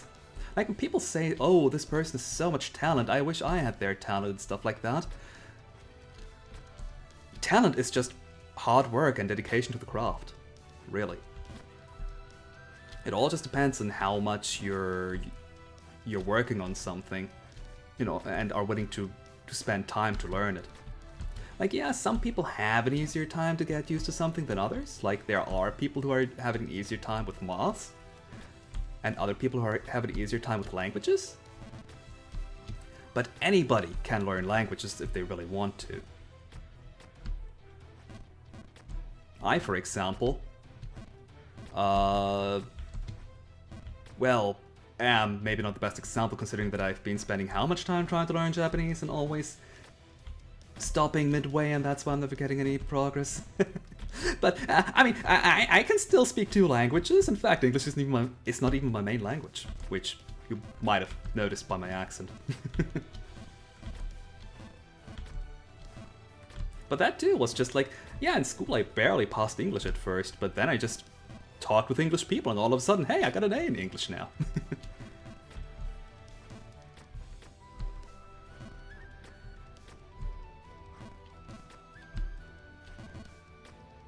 An artist who does Toho characters in the Library of Ruin art style, ooh, that's kinda cool. That reminds me too, a long time ago, I saw an artist who did, like, they drew Toho characters as if they were shadows from Persona 3, 4, and I guess 5 as well. In Persona 5, the shadows didn't really look like the shadows in Persona 3 and 4. Yeah, like they did that, so they look kind of like these weird creatures, and it was really cool. I don't remember the artist's name though, unfortunately. Also, hey, I've made it back up here, it's been a while.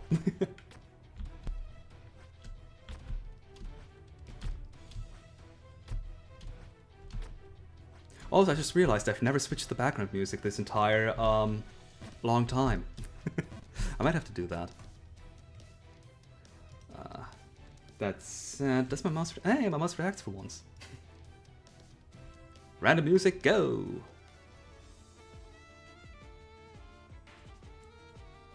That music's also too epic, but I don't care. It's good. Yeah, I did say Komachi had a Slay the Spire mod, but I think it's kind of dead. The version that is up on the Steam Workshop is a work in progress, and it hasn't received an update in over a year, so... But in theory, it's fully working. Yeah, that's what I get. That's what I get for saying I've made it up there, huh? And that's what I get for complaining about falling down, huh?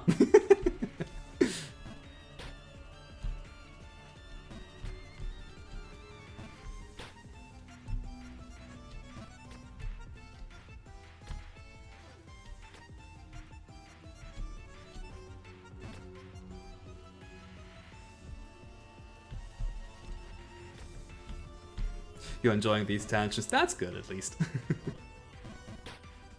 Or, well, good for you, I guess. Good for me too, because that means I'm not scaring you away. I don't know. I'm having fun with these tangents, is what I mean.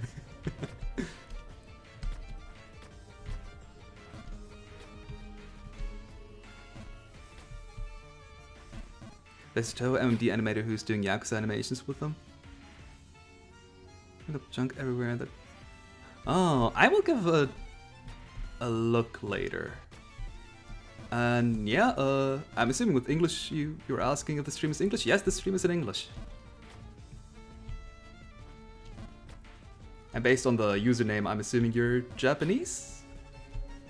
I'm sorry, but I don't know that much Japanese. Not enough to hold a conversation, at least.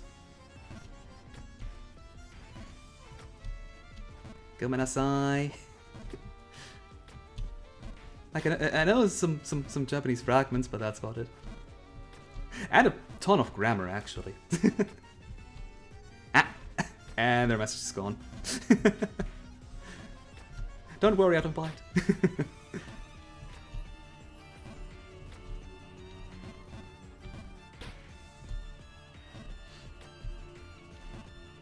Yeah, like that's the kind of thing with, at least for me, when I'm studying languages, I usually have a rather easy time remembering all of the grammar.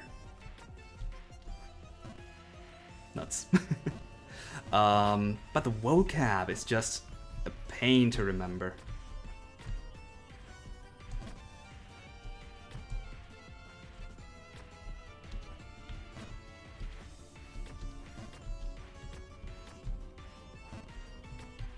I really just, like, the way that I learned English too is that at some point I just had somebody to talk with, and that's kind of what I'm missing with Japanese.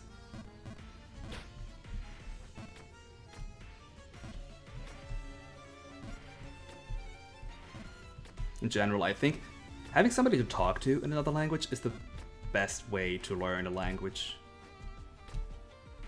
Because that way you get some experience using the language, and if you don't know a word, you start looking up these words.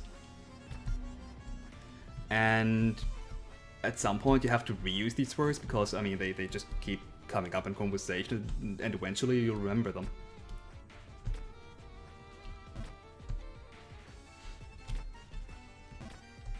But if you're just trying to study a language just from books alone, you kind of lose interest at some point, because oftentimes you think, oh man, all of these words like business bureau, I'll never need this kind of stuff in real life. Well, maybe in real life, but not for my hobby. Why do I need to know that?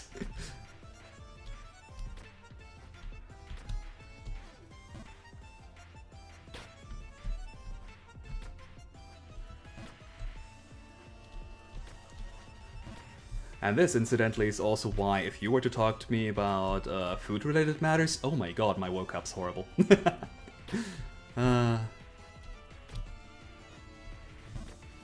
But hey, if we talk about video gaming or anything IT related, man, I probably... like, my vocab's probably on the same level as a native speaker in that regard.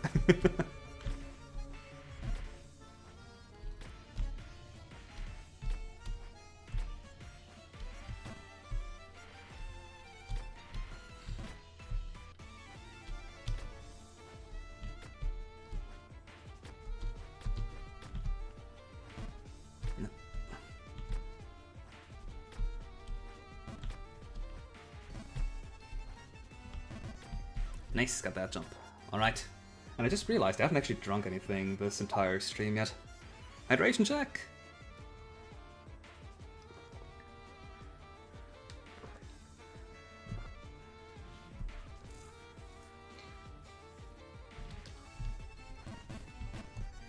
At the very least it is winter, where it's not that hot.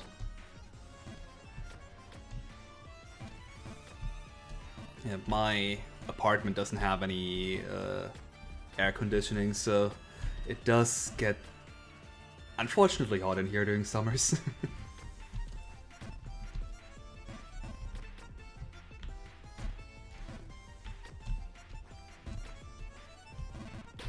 Nope. Alright, Jump King.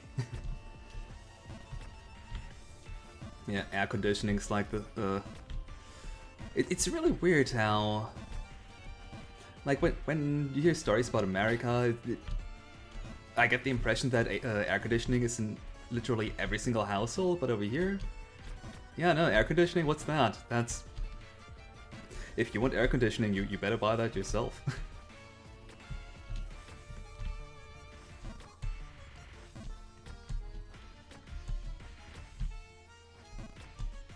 Although when I was still living with my parents, I was living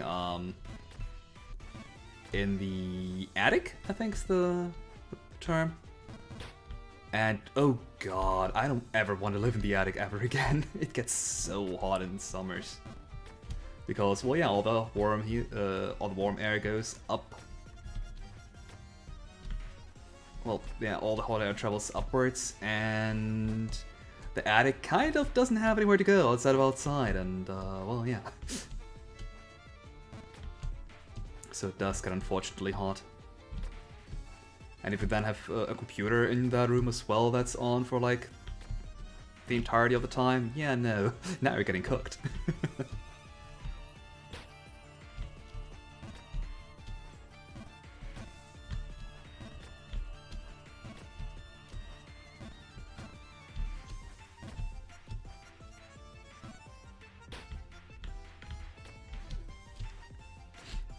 That is the one big upside to actually living in a basement. Like when people say, oh yeah, all these basement kids. Basements are super cool though, like basements are amazing. I would prefer to live in a basement rather than the attic.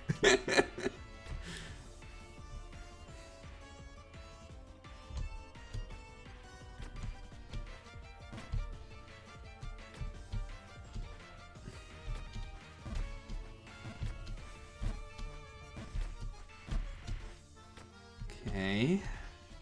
There we go. Oh wow, am I actually making progress? I shouldn't have said that, now I'm gonna fall down again. I mean, this is pretty much the game, really. You are going to fall down, this is Jump King after all. Can I just jump to the right here, actually? To talk to that guy? Nope. Maybe if I don't do a full jump, but forget it. I'm not... How willing am I to fall down again? Got the crow and didn't fall down too much! Ah! Ah. That crow is so not worth it, though. Ah, no! It happened again. I knew I had to do a higher jump here, but I didn't.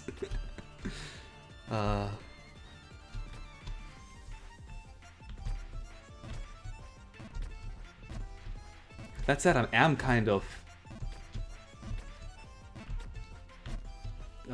what's the adjective again?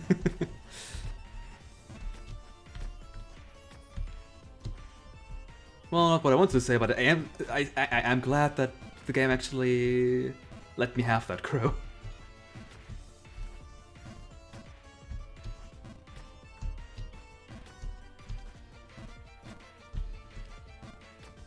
Oi.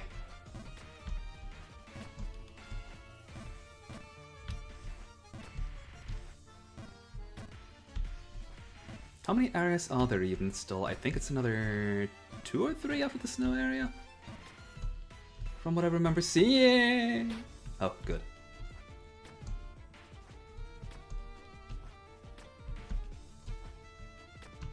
Nice, nice.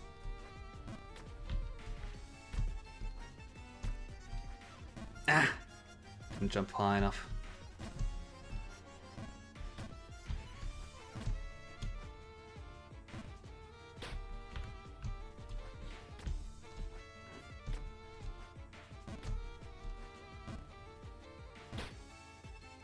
A screen transition is always a full jump. Why didn't I do a full jump?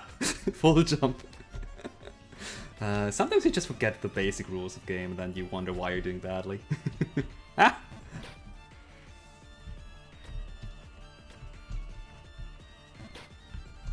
And that's why I'm bad at fighting games.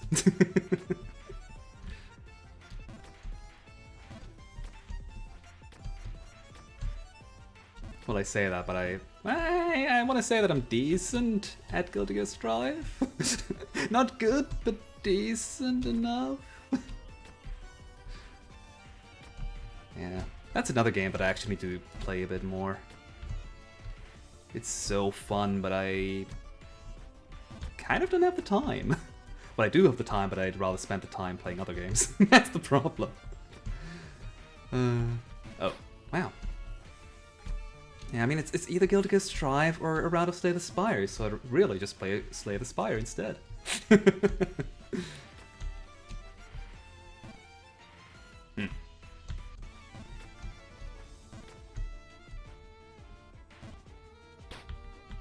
Well, that fall was expected, at least. Yep.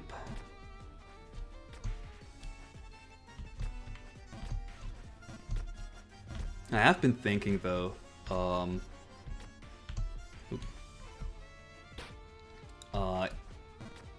if sometime in the future maybe I should do an art stream. Although I probably wouldn't be drawing anything from scratch, I probably would have some sketches prepared already. Probably, except that sketches are the most fun part about drawing, so I don't know. That's one of the reasons why I haven't done it yet, I'm not sure what to even do. Ah! Not falling down and jumping would be a start. Yeah.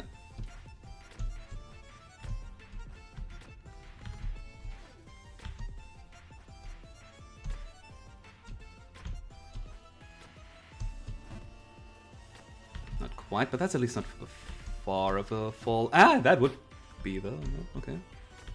I'll take it.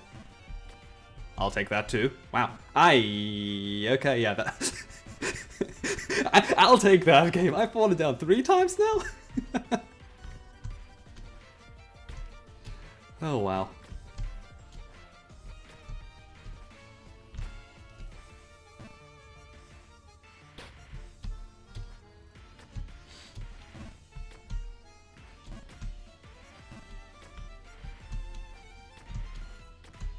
And up.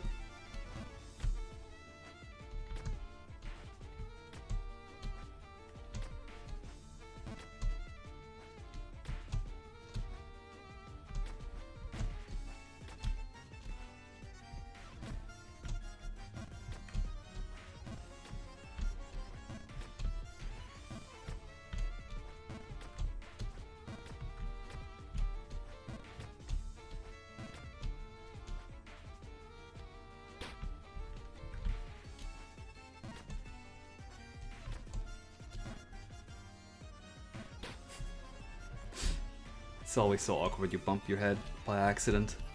Like, this 1 millimeter here is why I fell down now.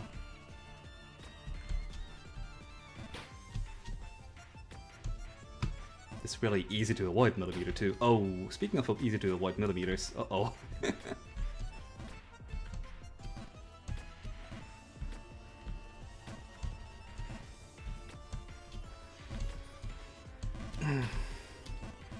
Ah, ha, ha.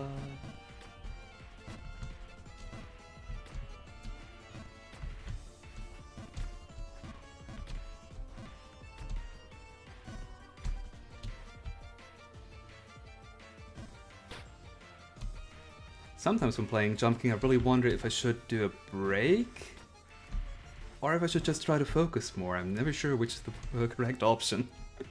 Like, maybe I should get a break to refresh my brain a little bit, but maybe I don't. I don't know. Ah! Maybe I just suck. Maybe that's the problem. Ooh.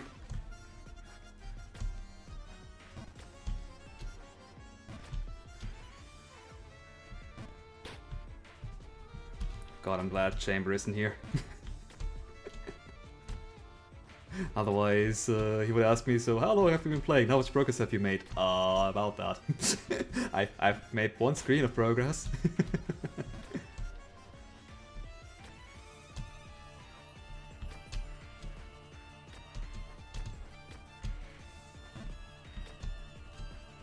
I'm waiting for Chamber to hop into voice chat right now and saying, oh, I've been listening all along. That would definitely be something he'd do.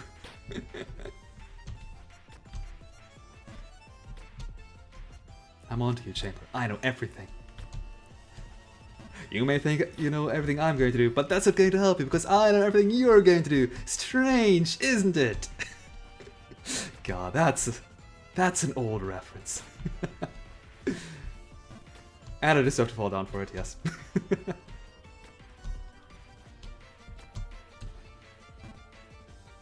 I don't deserve that one, though. I highly disagree on that game.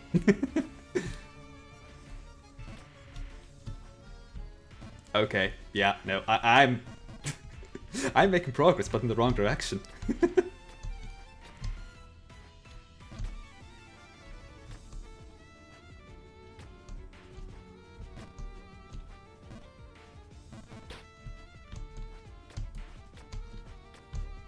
Well, at least I haven't fallen down these cages yet.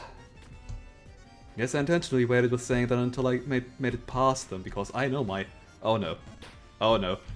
Oh no! Hey, welcome back, cages!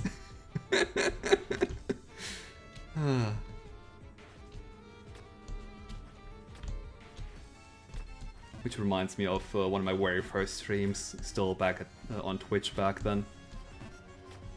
Where it's like, alright, like I was playing this JRPG. Alright, I'm gonna be fine right now, as long as the enemies don't use instant death on me. Enemies use instant death on me and I die. God damn it. It always happens. Always. That said though, like, instant death is such an unfun mechanic. What are you supposed to do except use gear that protects from it? Ooh, I use gear. I don't know. In general with JRPGs, it's always really awkward having like status ailments. Because most of the time status ailments are really good against the party, but really bad against enemies. Because most of the time you can't just kill an enemy before the status ailment even does anything in random encounters. Like, oh yeah, I can put an enemy to sleep. Or I could just hit them 2 times and they're dead too. Like, why would I spend some resources on putting them to sleep then? And then you have boss battles, the one time where status ailments could be useful, and then the boss is immune to them. So it's really just awkward all around. Although the Shin Megami Tensei series is actually pretty good about that. That even bosses are susceptible to status ailments. At least early on. I started playing Shin Megami Tensei 5 recently. And I did the bad mistake of starting the game on hard, and now I'm stubborn of going down the difficulty, and now I can't beat bosses unless I put them to sleep every turn. And if they don't fall asleep, then I'm just straight up dead.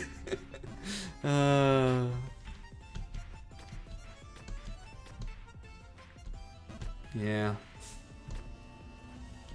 God, the Shin Megami Tensei series is... I have such a love-hate relationship with that series. Like, in theory, I really like it, the combat mechanics. I really love the press turn system where you're getting rewarded for doing, like, for exploiting weaknesses and for doing criticals. Okay, maybe not that one so much because, like, that's just random chance. Now you're rewarding me for random chance. Well, thanks, I guess, but, well. But on the flip side, I really hate the the press turn system. Because, oh yeah, you missed an attack. So in other words, you got screwed over by random chance. Well, guess what? You're losing 2 turns now. Have fun. Well, gee, thanks.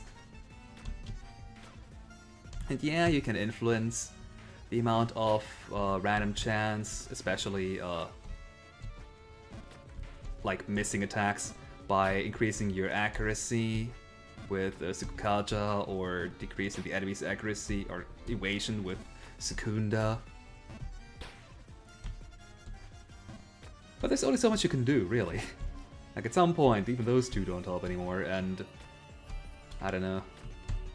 Against random encounters using those spells, they cost so much MP, especially early on, that you'd rather not use it.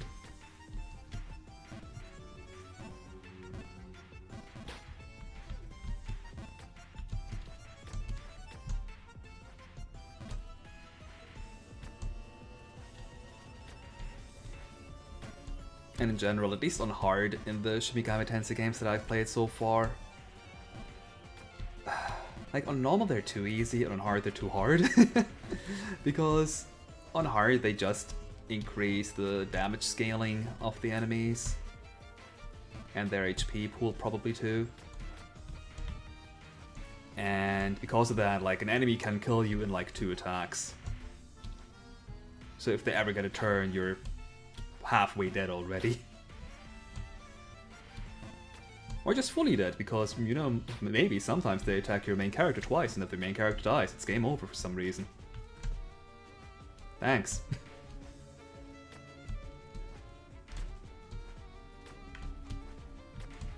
I mean, yeah, I know. No. Yes, I could save it somewhat. Never mind. Like, yeah, I know we are, for lack of a better word, a demon tamer, and our party members are demons, and if we're dead, the demons are just gonna do whatever they want. But then have the demons protect us from lethal attacks or something, I don't know. Because if an enemy just decides they want to attack your main character multiple times, then yeah, well, what are you gonna do, you know?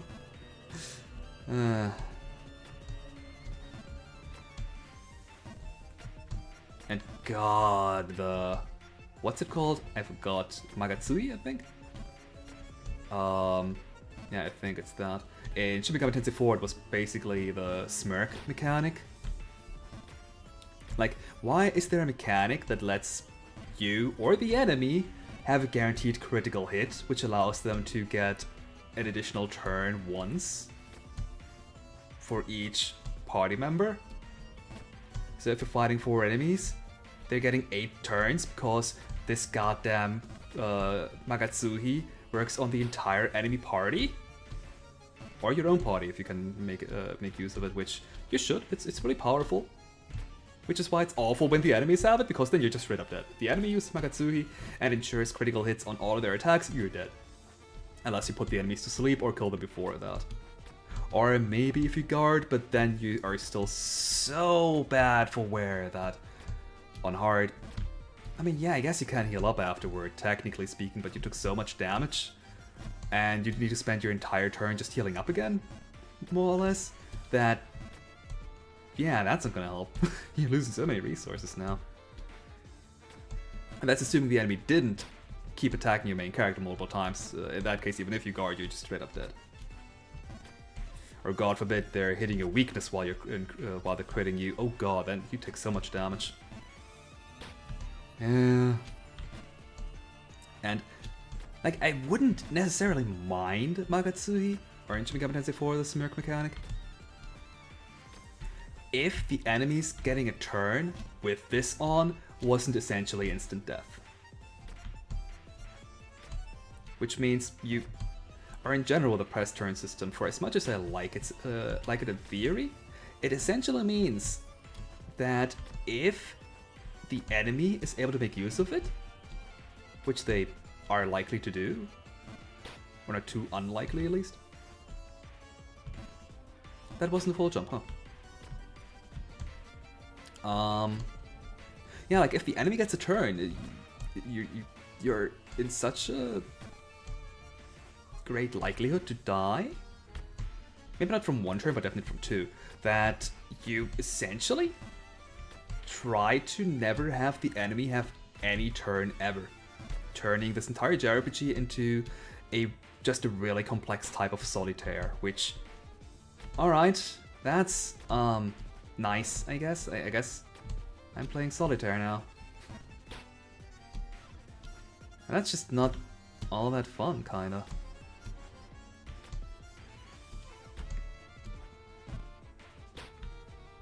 What I'm saying is Hard Shin Megami Tensei is not for me, but for some reason I feel like I have to prove something to myself and play this goddamn game on hard.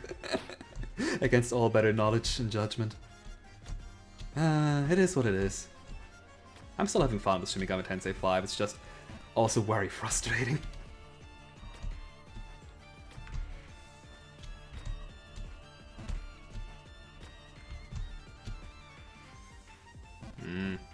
Speaking of frustrating, this jump. I did it early on stream, like the first time I made this jump on stream, I did it. Come on, game. Yeah.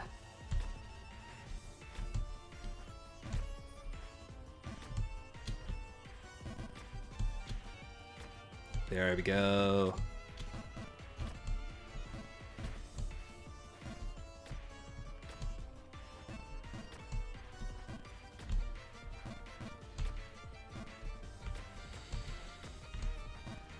What?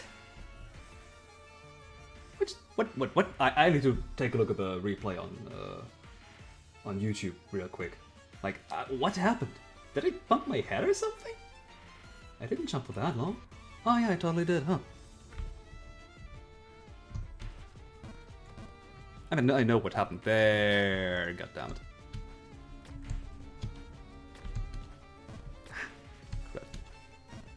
Oh, come on, game! That totally was the same length as previously! I was so close to making progress. Well, I say progress, but really I was just on my way back to the usual place. And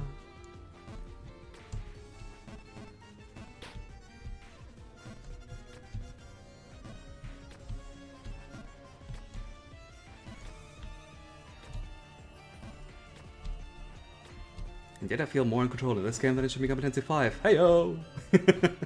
Man, I really don't know. Like, it's a fun game, Shin Megami Tensei 5, I mean.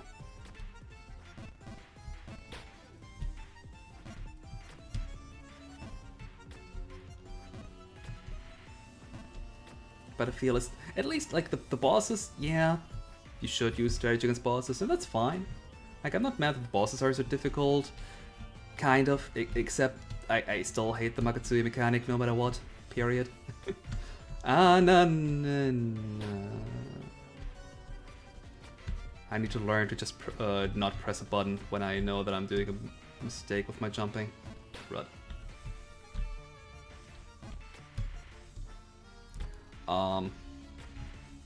Yeah, like bosses are fine, but just random encounters being able to kill you if you're just unlucky because they crit you or exploit your weakness, then yeah, not a fan of that.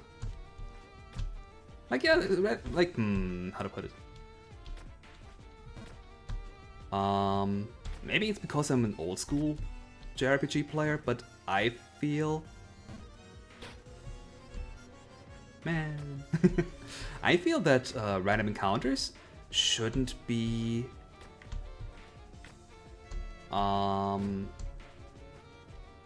like, they shouldn't be able to kill...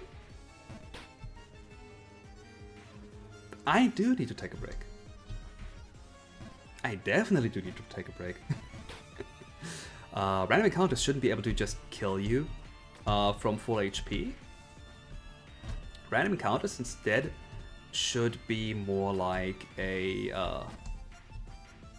test of attrition, I think, where it's like it should be testing your resources. Like, sure, you can die from a random encounter, like that. That's not the problem here. But the random encounters should first and foremost be a test of how well can you go through this dungeon with your limited amount of MP, for example. Like how in old Final Fantasy games, any regular encounter usually isn't too much of a problem, but by the end of the dungeon you might find yourself in, okay, I have like 5 MP left for my entire party, I can like use 1 more healing. And maybe 1 more lightning. Oh, wow, that worked, huh? Ah. And otherwise, I can't do anything anymore because I spent my MP on spells too frequently in the earlier encounters. And that's what I like about random encounters, like that kind of design approach. Where it's just testing, okay, can you make it through here with the limited resources you're given? Because for this battle can kill you if you just screw up once, that's what boss battles are for.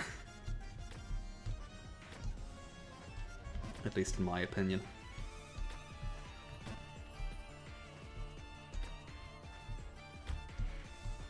Not to say random encounters shouldn't involve strategy or anything like that.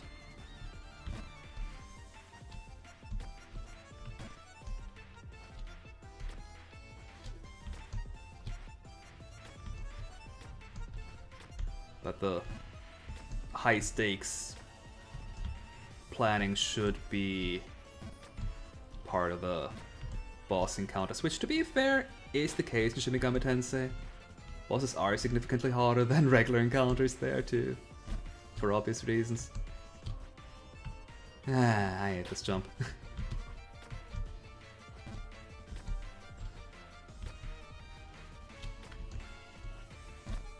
But like I said, the first big boss encounter in Shin Megami Tensei 5, nice. I only won that because I abused sleep spam. And the encounters where sleep spam didn't work, yeah, I just died there. There was nothing I could do because the boss just used its Magatsuhi skill and, I guess I'm dead now. Weird. Ah, there we go.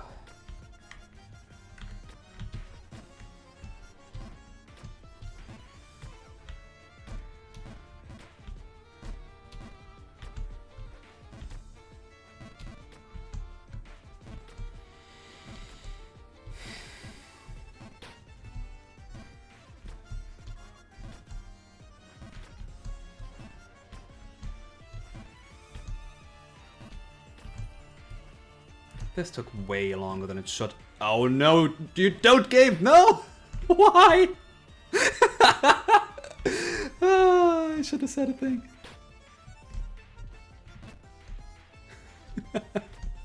Oh no, no, no, no, no, no, no, no, no, no, no, no, no, I realized too late that I pressed to the right. I pressed left, but by that point I already fall down, it seems.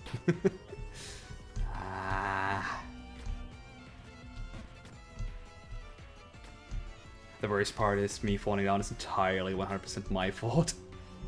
Like here I can't blame like, oh this game has bad mechanics. Well, I guess I could, but that's a lie.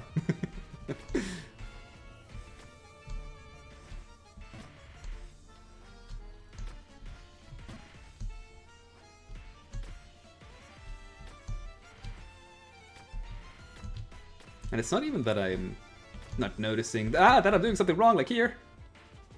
It's just that I'm noticing it too late. So the only thing that could, in theory, help out here is if Jump King didn't jump immediately once he's reached his maximum jump potential, but instead only ever when you're letting go of the jump button. And then he signals that he has reached his full jump potential by, for example, by flashing or by giving you a little handy, neat little jump meter or something. Yep.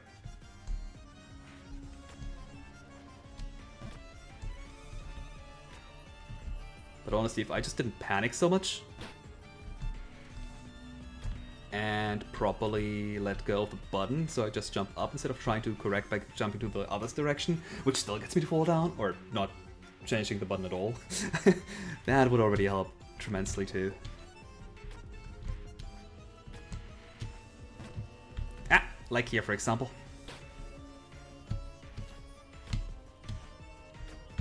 Like I noticed that I'm too close to the wall again. So I decided, okay, let's let go of the left button, and then I press the right button. Instead of just letting go.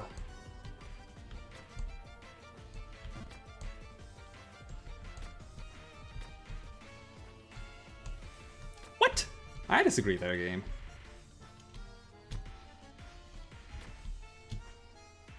Also, I think it's time to get another song up here.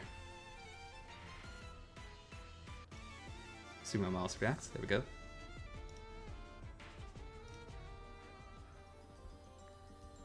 This song's called Climbing. That's fitting.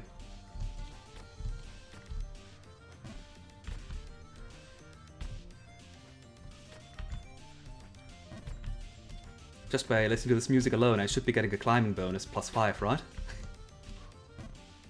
No? Okay. I see how it is, game.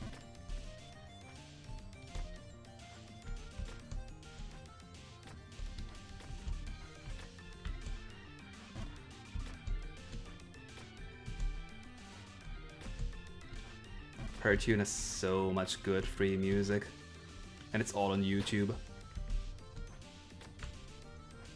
I could really only recommend that channel. I just randomly stumbled upon it at some point. I don't even know why. Well, I guess I do know why, because YouTube knows exactly that I love listening to music. So I guess at some point it just happened to be in my recommendations, and yeah.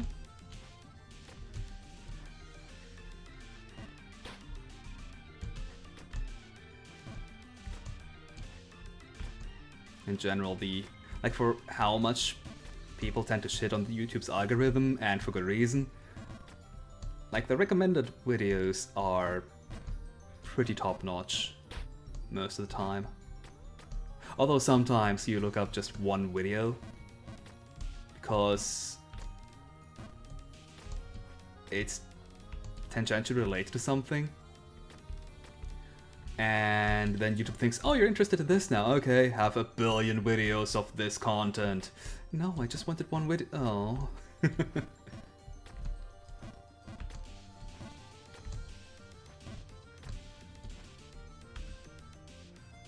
I disagree.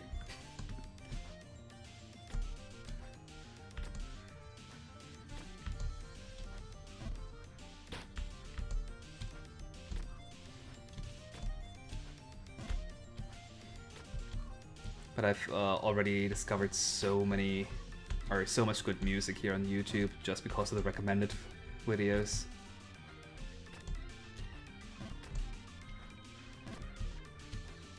Pretty much all of the Toho music that I listen to, incidentally.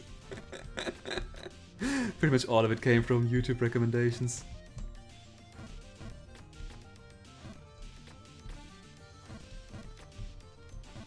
In that way, I'm really glad that a lot of Toho remix artists, especially like Japanese ones, have now started creating their own YouTube channels and uploading some of their music on here.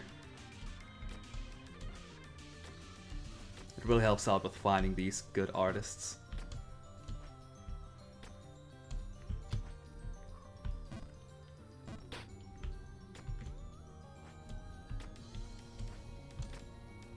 And it also combats kind of that random people are just uploading other people's music because, I mean, yeah, that people want to share music because music's good. Aww. But if the people already upload their own music on YouTube, then yeah, there's no more need for other people to upload it anymore. And I'm not saying that people have to upload their entire CDs, just like one or two of their tracks. That's enough. That gets people interested in the group.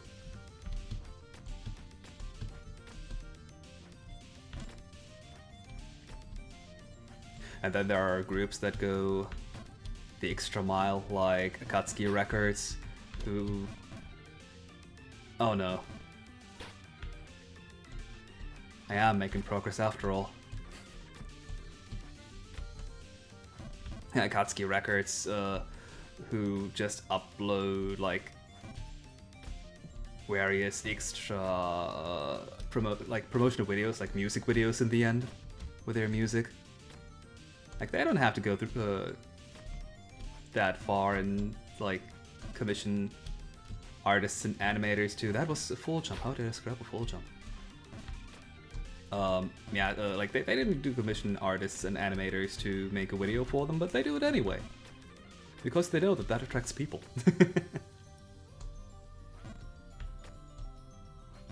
Though I kind of miss, like, back when I just became a Toho fan. A lot of remix circles. I need to jump from the edge, I think? Yeah.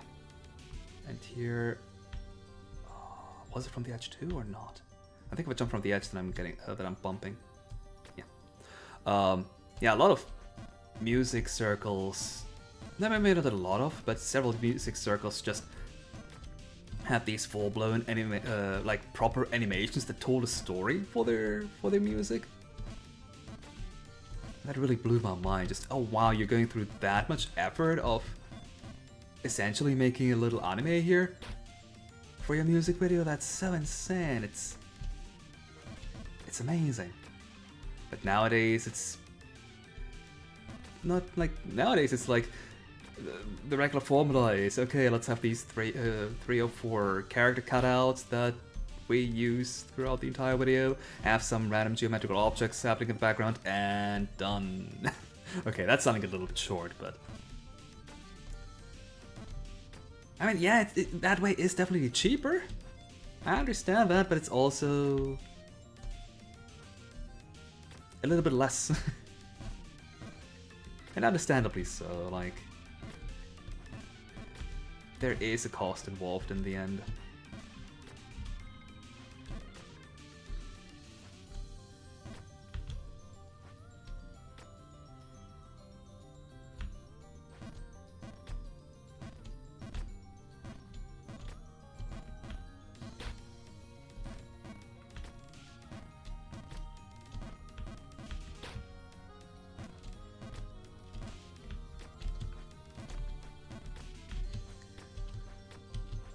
All right.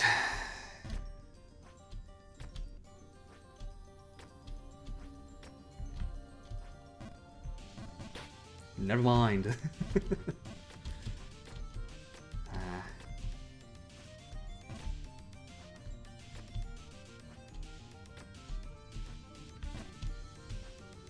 God, just imagine me playing the DLC stuff, the extra campaigns now.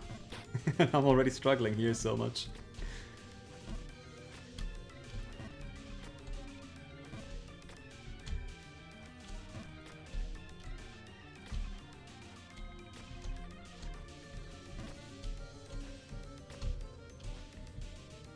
I just wanted to say, I am surprised that I'm doing so well though, and then I fall down, so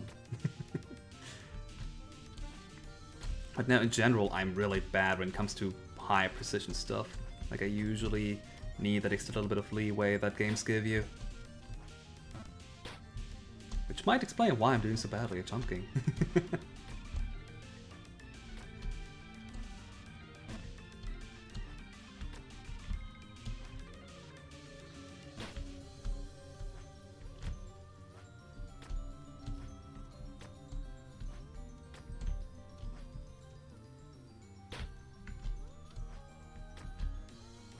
God, my fall, like this game here tracks fall numbers. If you go to the pause menu, which was the pause menu button again? Anyway, fall number must have increased so much this stream because I've not made any progress. Well, I have made a little bit, but not too much. Like I at least wanted to get to the next area, you know, game.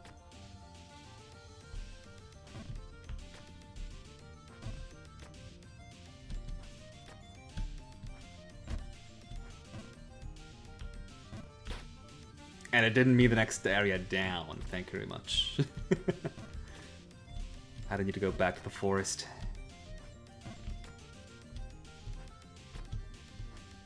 But I think after... Like, I've seen some playthroughs of this game before, and I think after the area where I was at the highest point, I think after that next area there's a permanent checkpoint. Oh wow, I really should be taking a break at this point. No breaks. Not until I'm at the end. Wait, at the very end? Oh no! God, I'd be sitting here for days of it. Try to do it in one sitting.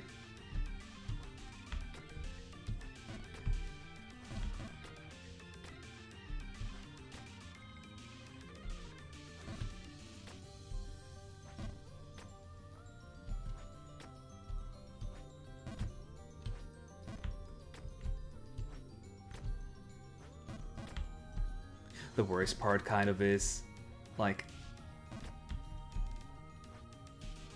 Okay, that worked.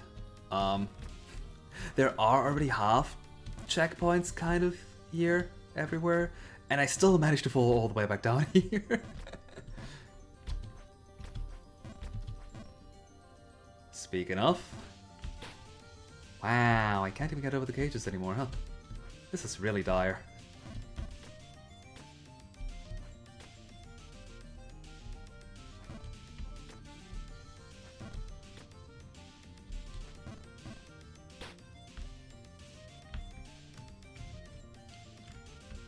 Oi, oi, oi, oi! Jump kick! Hey, hey, hey! I didn't tell you to walk to the left? What the heck?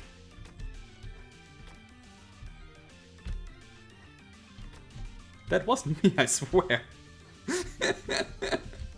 Like, I've did that bit already where I just decided to jump all the way back down. Once is enough. At least that was surprisingly easy.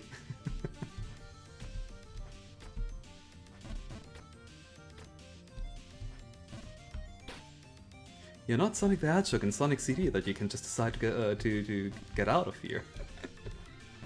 That's such a cool but also mean Easter egg. So in Sonic CD, if you leave the game running for 3 minutes without doing anything at all, the game would just immediately get you a game over. That said, why do you not use the pause button and leave the game running for 3 minutes in a game that has a 10-minute time limit for each zone? But that's beside the point. Yeah, like what's happening is that Sonic literally says, "I'm out of here!" and then he just jumps into the foreground and off the bottom. Well, I say he jumps into the foreground, but really it's just like he jumps down and goes through the foreground, like in front of it. And yeah, and then you get a game over. Does Sonic CD even have continuous? But I'm pretty sure even if it had continuous, it would still just say, "Oh yeah, no, game over."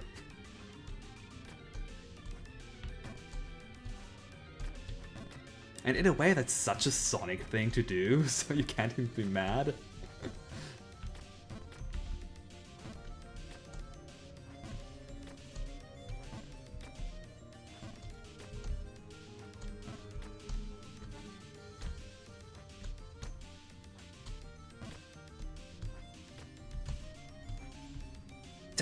Why can't I do this jump anymore?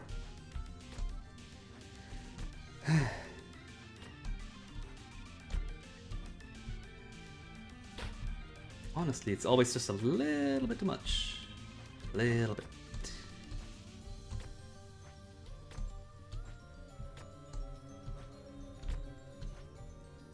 There we go. No, please, game, don't let me fall down again. I know, it's all my own fault if I'm falling down. There's nothing the game can do.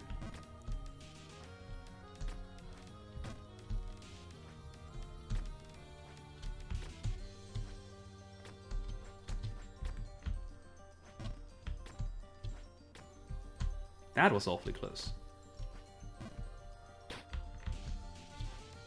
Didn't expect to fall that part there down. This one, on the other hand, come on! Like, Jump King has literally made it through over it already, and then he gets sucked to the right. That is so mean.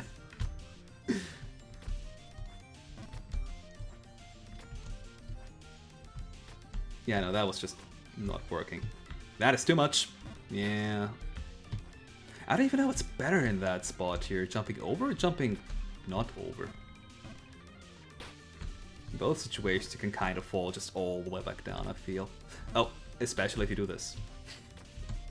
Especially if you forget which direction to jump. I don't even know what... Let me try that again. I don't even want to know how many times I've fallen down just because I've jumped to the wrong direction. Without even trying to course correct.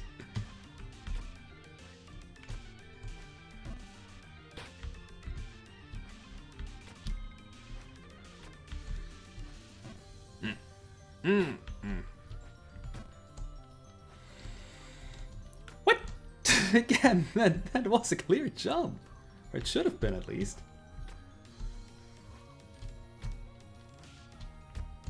Like, these pointy edges just... Ah!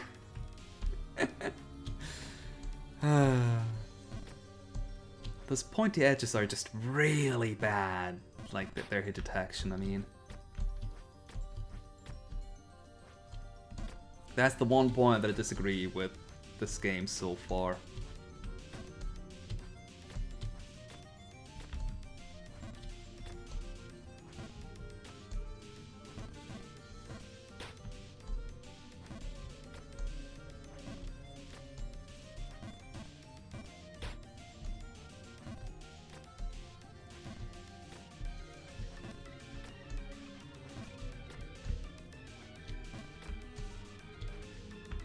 Nuts.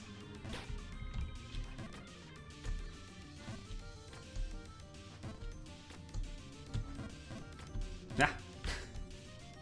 Alright. I'm starting to just walk off already. I'm at that point again, huh? Oops.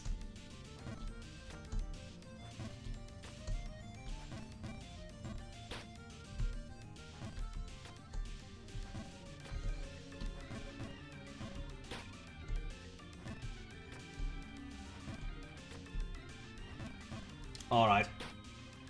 Hydration check. Yeah, you stay lying down there, Jump King, and think about what you did.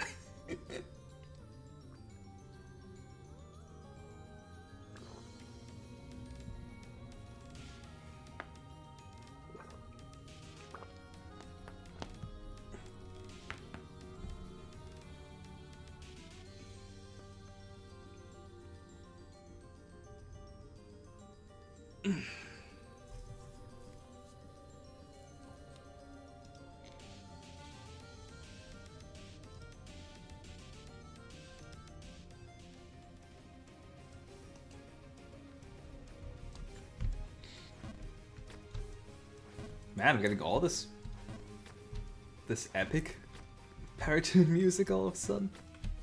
Well, I say all of a sudden, but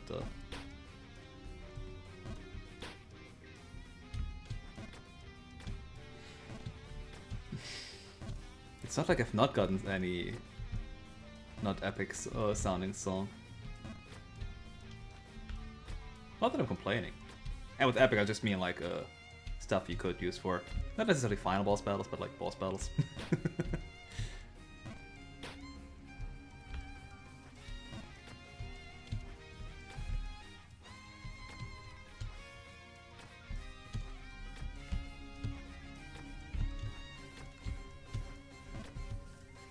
There we go. Except that this is the part where I needed to say, there we go, 4, technically speaking. Bargainberg! And these stupid little edges here. Ugh. Wow, how did I screw that up? How did I screw that up? I know how to do these jumps. How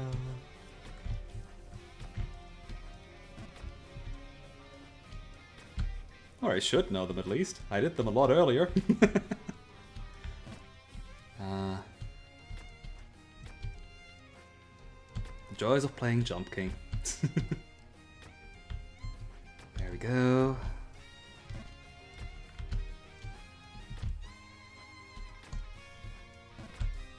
Now my favorite jump. Huh, I just have to tell something that's my favorite and that it's working, huh? Noted. I'm kind of tempted to just walk over to the left now and check out the expansion area, but let's not.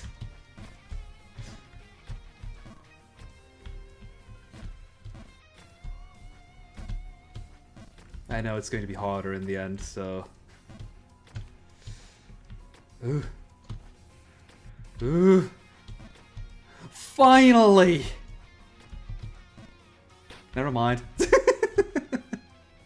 No! Okay, please! Have mercy!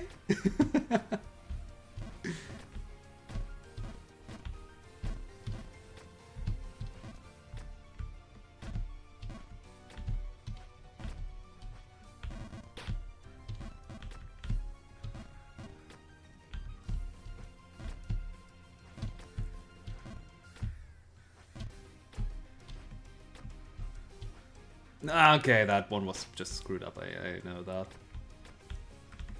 Like I felt that wasn't long enough for a jump.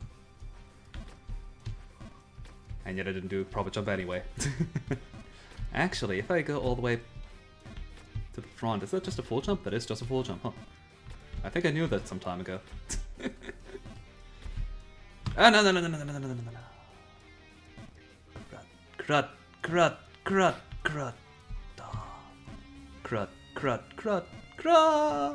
Hey Logan! I hope you wanted to see me go through Bagenberg again. And the False King's Keep. That too. Not that I haven't spent like the last hour in this area here.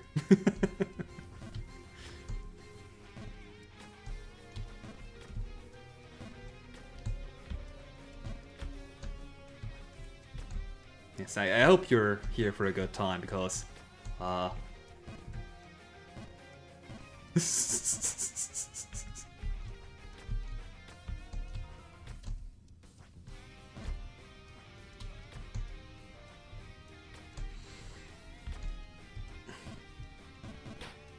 this is getting embarrassing, Jump King. You better get your game up. God. Is this a rage game? Define rage game. I haven't raged yet. I've fallen into despair, but that's about it. Yes, I guess you could say it's a rage game. It's very precise. Although I haven't gotten into the very precise parts yet because that's part of the DLC, and oh my god, no. Yeah, it is a very precise platformer where there is no checkpoints at all. You can beat it if you know what you're doing in like 5 minutes. Like the speedrun is I think 4 minutes something. But if you don't know what you're doing, it can take 24 hours. I'm an hour... 7:47 minutes. 7 hours, 7:47 minutes. And I was at probably past the halfway point. Now I'm not anymore.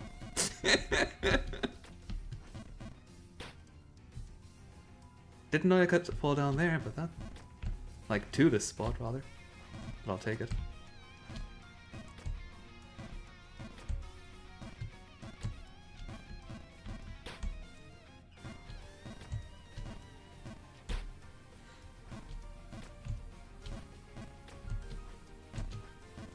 But for what it's worth, this game here is very simple in its mechanics. You can move, and you can jump.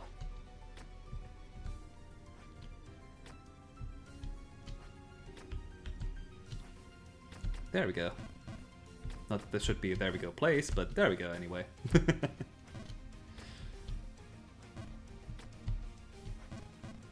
And just wait until we get to the area where we cannot move.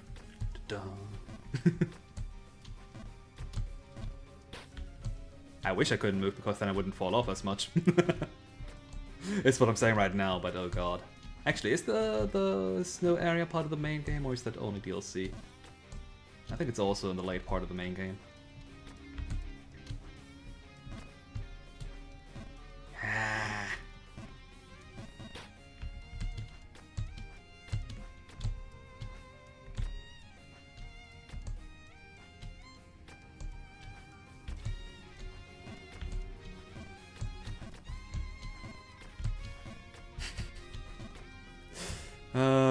When you're jinxing yourself by just thinking. I wanted to say, at the very least, I've got to the point in time where I can get up to the one part that I have difficulties with fairly reliably, and then I couldn't do a simple jump.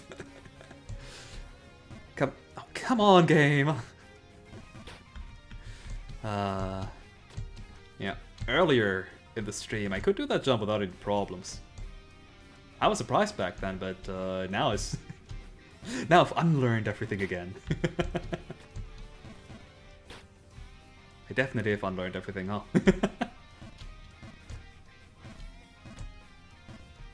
If I wasn't so stubborn, I would just say, okay, let's call it a day here, and next time when I'll be fresher, then I can actually make some progress, but no, I'm stubborn. I would at least get back to the point where I was before.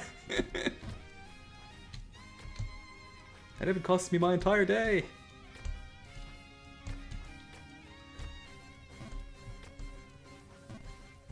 That's the problem with this game, it's kind of addicting. Like, it's so simple, and yet difficult, that every mistake is entirely on your own. There we go. Now the question is, do I want to try and get through Bargenberg or not? Okay, I didn't slide off there. If I had slid off there, I would have said, fuck it.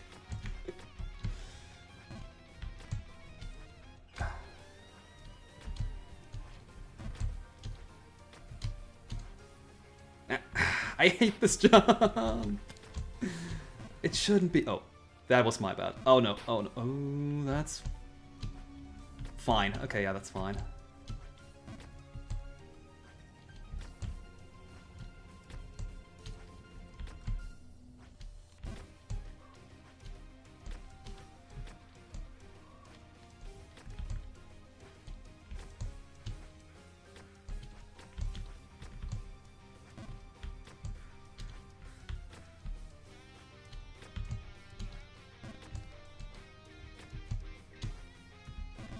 There we go. There we go! I just wanted to say I can do it now, but I know myself I'm gonna fall off in a second. Well, not here, it doesn't matter, but like, Hey.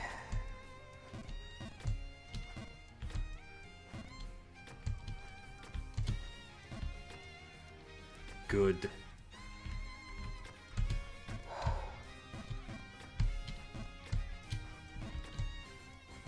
Full jump here, not so full jump here, full jump here, not so full jump here. I don't know what kind of jump here, but I do it anyway. Full jump here, full jump here.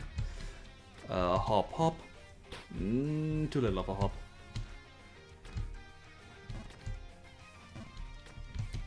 Hop, hop. Full jump here, somewhat jump here, full jump. Hey! I made it back up here! Hooray! I can lift my glasses now. Well, not lift, but I can make them transparent again.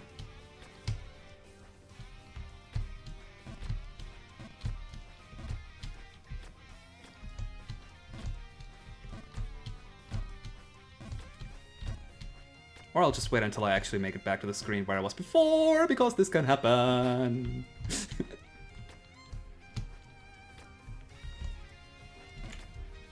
Yeah, those flagpoles are kinda mean. But so is the rest of this game, so what am I expecting? I thought that was too much. I swear, sometimes the length of how long you need to hold the jump button down differs, but it might just be my imagination is the problem. Left, yes.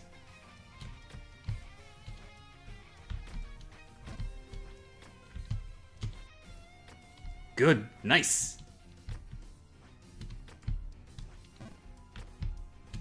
This is fine.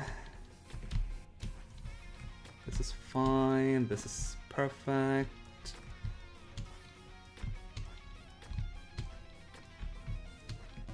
No, no, no, no, no, no, no, no, no,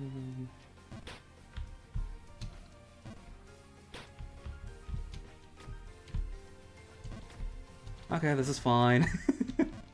As long as I don't fall back down to Bargenberg, it's all fine.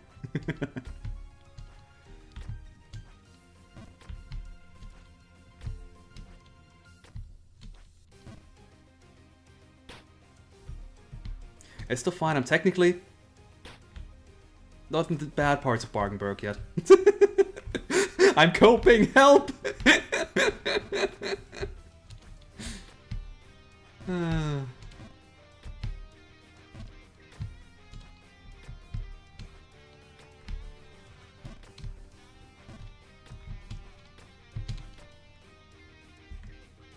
I'll take it. Like, that's the weird thing about Jump King. Sometimes the jumps are extremely forgiving, surprisingly so, and then some jumps are just, yeah, no, screw you.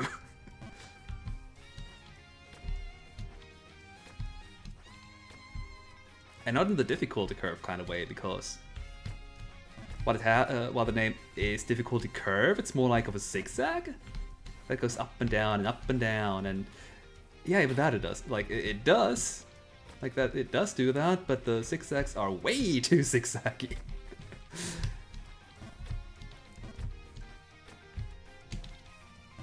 And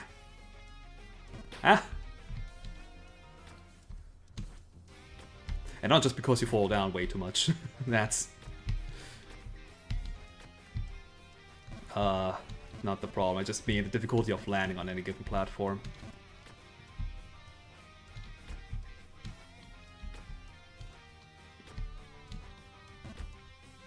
And if you can easily retry. Like here, for example, as long as you undershoot this jump here, there's no penalty.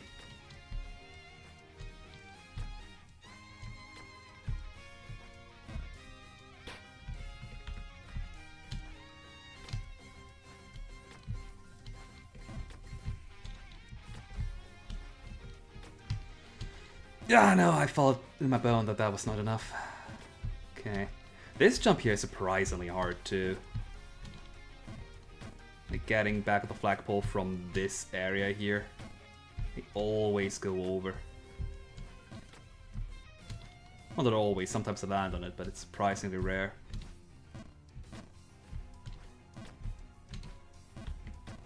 And because of that, I'm super terrified, so I need 1,000 attempts to just actually land on it. Nice!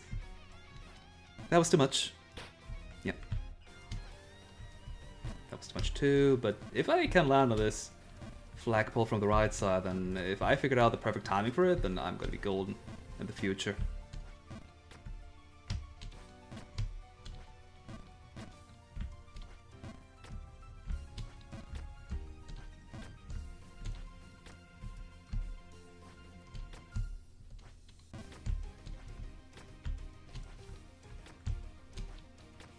Oof.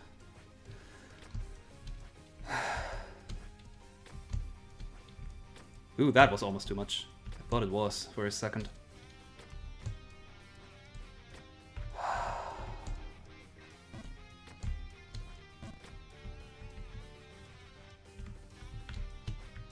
Too much.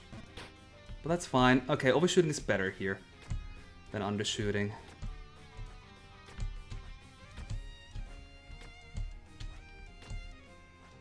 You only fall down like 2 screens instead of potentially more. Ah, no, oh, maybe undershooting is better after all. Oh no. Missing that jump is kind of bad though.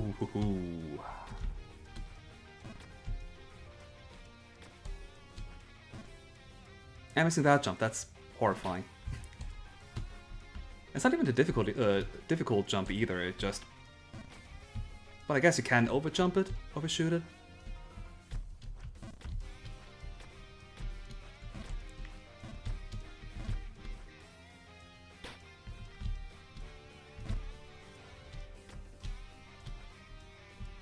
As long as I'm staying in this area though, I'm fine.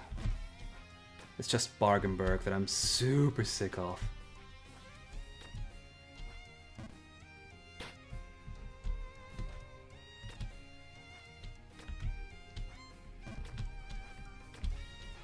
And the areas before Bargenberg, those more so.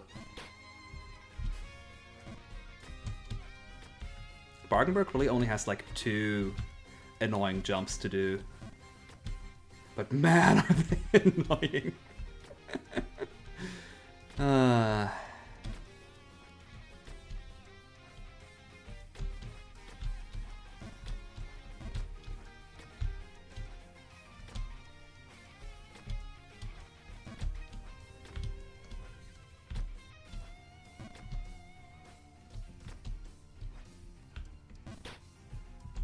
Yeah, I guess I would still just rather overshoot this jump because it lands me on a relatively safe platform. And maybe not undershoot that one. That's not a short hop. That's a medium jump. Surprisingly. Well, not even medium, it's more like a 2/5? I don't know.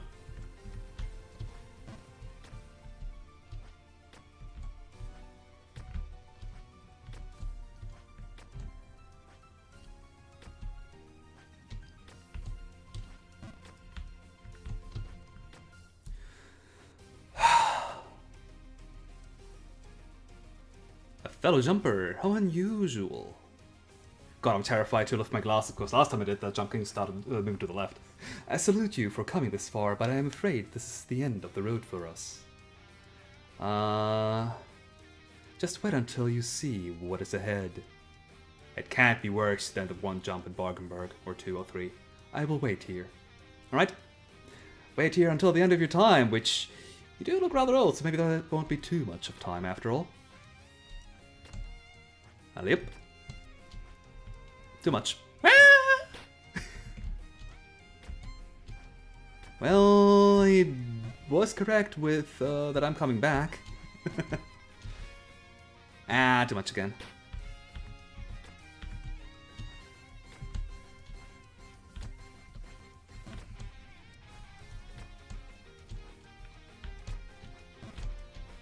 Yeah, I'll gladly overshoot that jump to this platform here.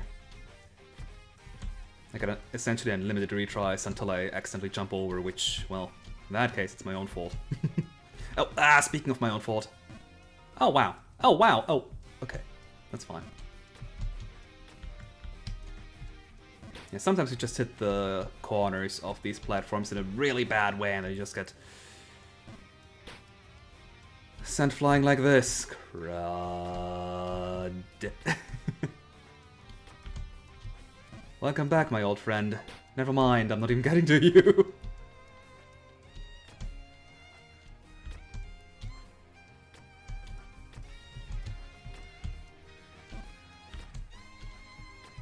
Well, in theory, I made progress. I got to talk to an old dude.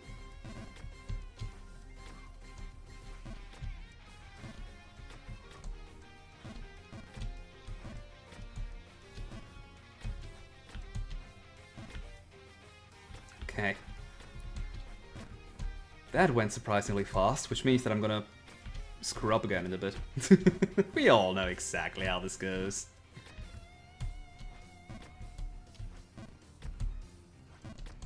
Like, I'm gonna get overconfident, screw up a jump, and end up all the way back at the sewer area. Please don't. I'm sick of this. Not sick enough to stop, obviously. Ah!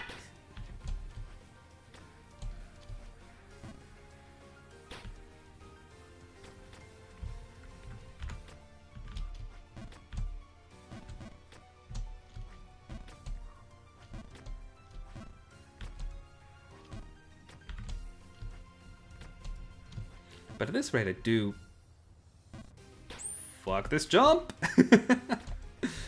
I do wonder, like, what my total time's going to be at this rate.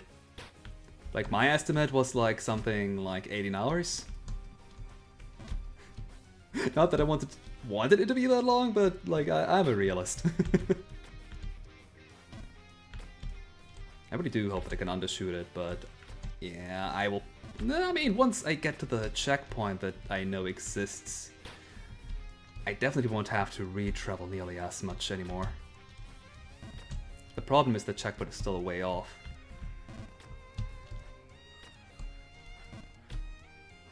And the jumps are only getting harder from here. Has to be expected.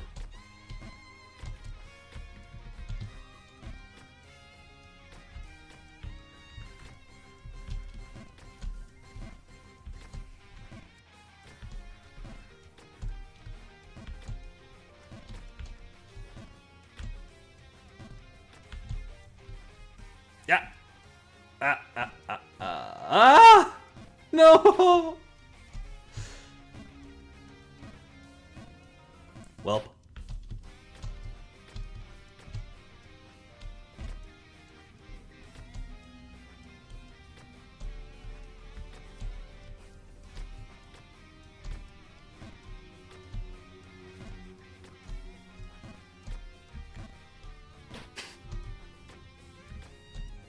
Again, I need to learn to just not press any buttons at all if I notice that I'm making a mistake.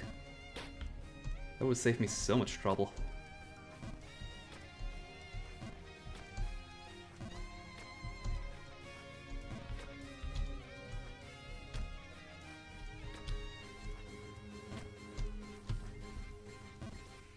Yep.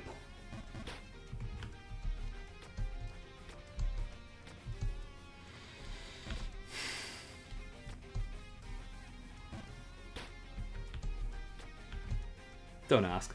Don't ask how I screwed up a full jump. Wouldn't be the first time, wouldn't be the last time.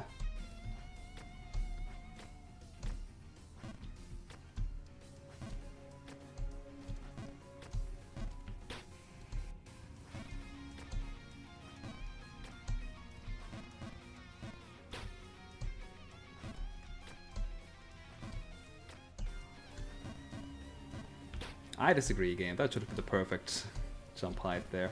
Oops. That one I do agree with.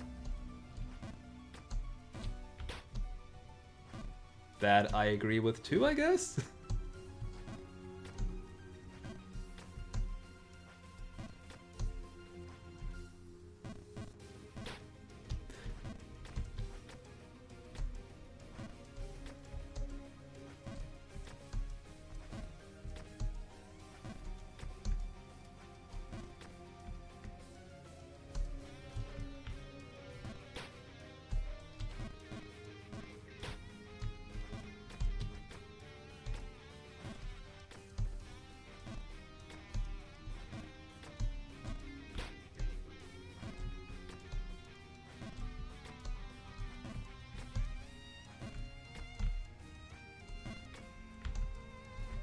Ah, okay.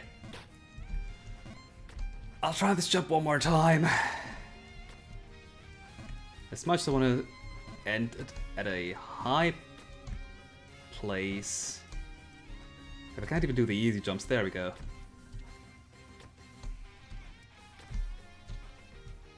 Just gotta threaten the game a little bit. That's the tactic.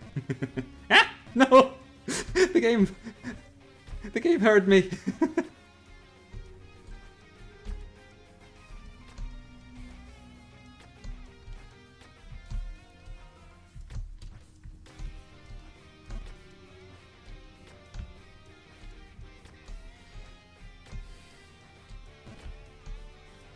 Speaking of hearing, I wanna get another song. Roulette says.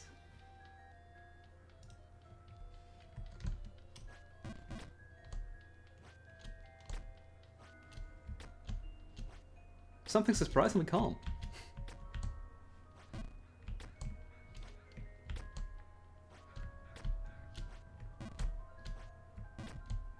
Maybe it helps. So far it works.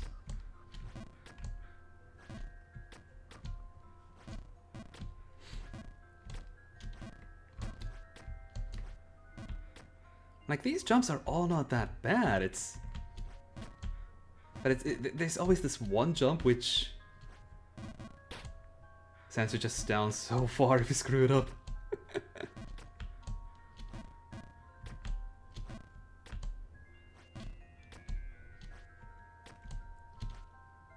But I guess that's where the difficulty comes from, just, you know, the fact that if it's corrupt, you do have to redo quite a lot. I'm not even against this kind of approach. Like, I'm one of the few question mark people who still advocate for a life system in video games. When most people say, oh yeah, life systems are archaic and don't deserve to be in video games anymore.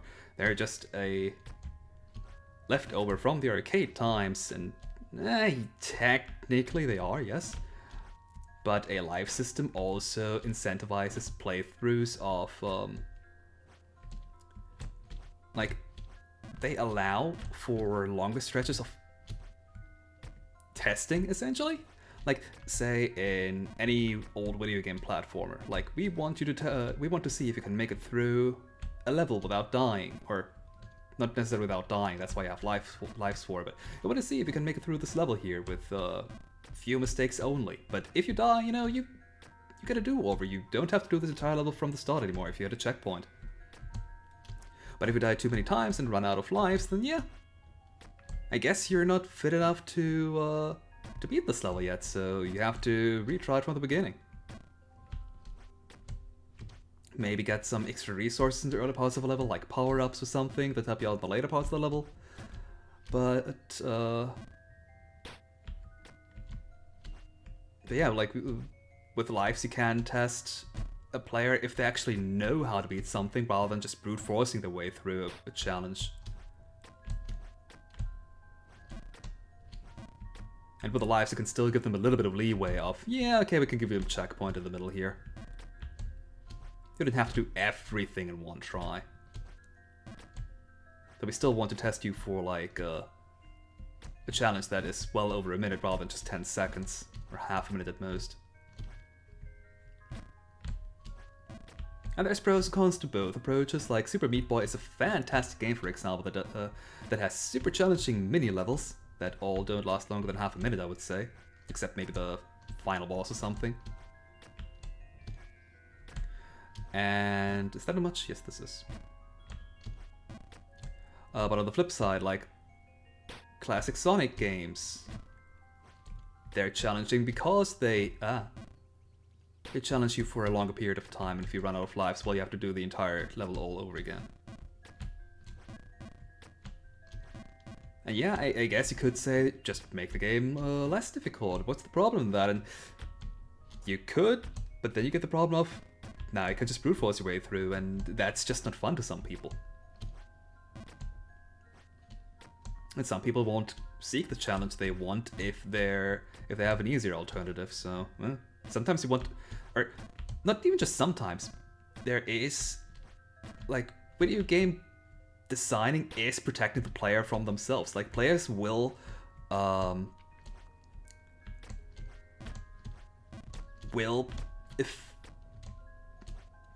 make the game less fun just to hit a peak efficiency. Right, players will optimize the fun out of a game. That's the phrase that I was looking for. And if for some people lives are, or difficulty is fun, like in the case of Jump King here, yeah,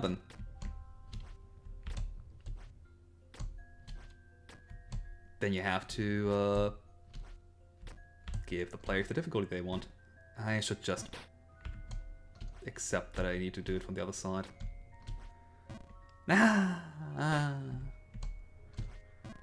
Yep, that's what I saw coming. I should just... but no, I'm so close. I'm so close to making progress again.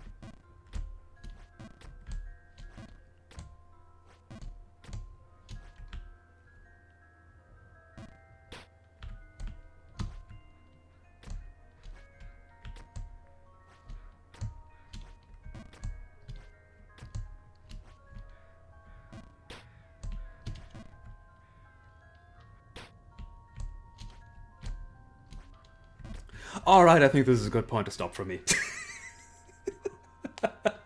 I'm sorry, I tried. I tried to get back up there. But, yeah, I think I need to clear my head a little bit. I've been streaming this for over 3 hours of this. No, just a bit over 3 hours. Huh. Let's consider the stream a getting back used to things after 3 weeks. Next time, we'll be getting some proper progress. I lied to myself.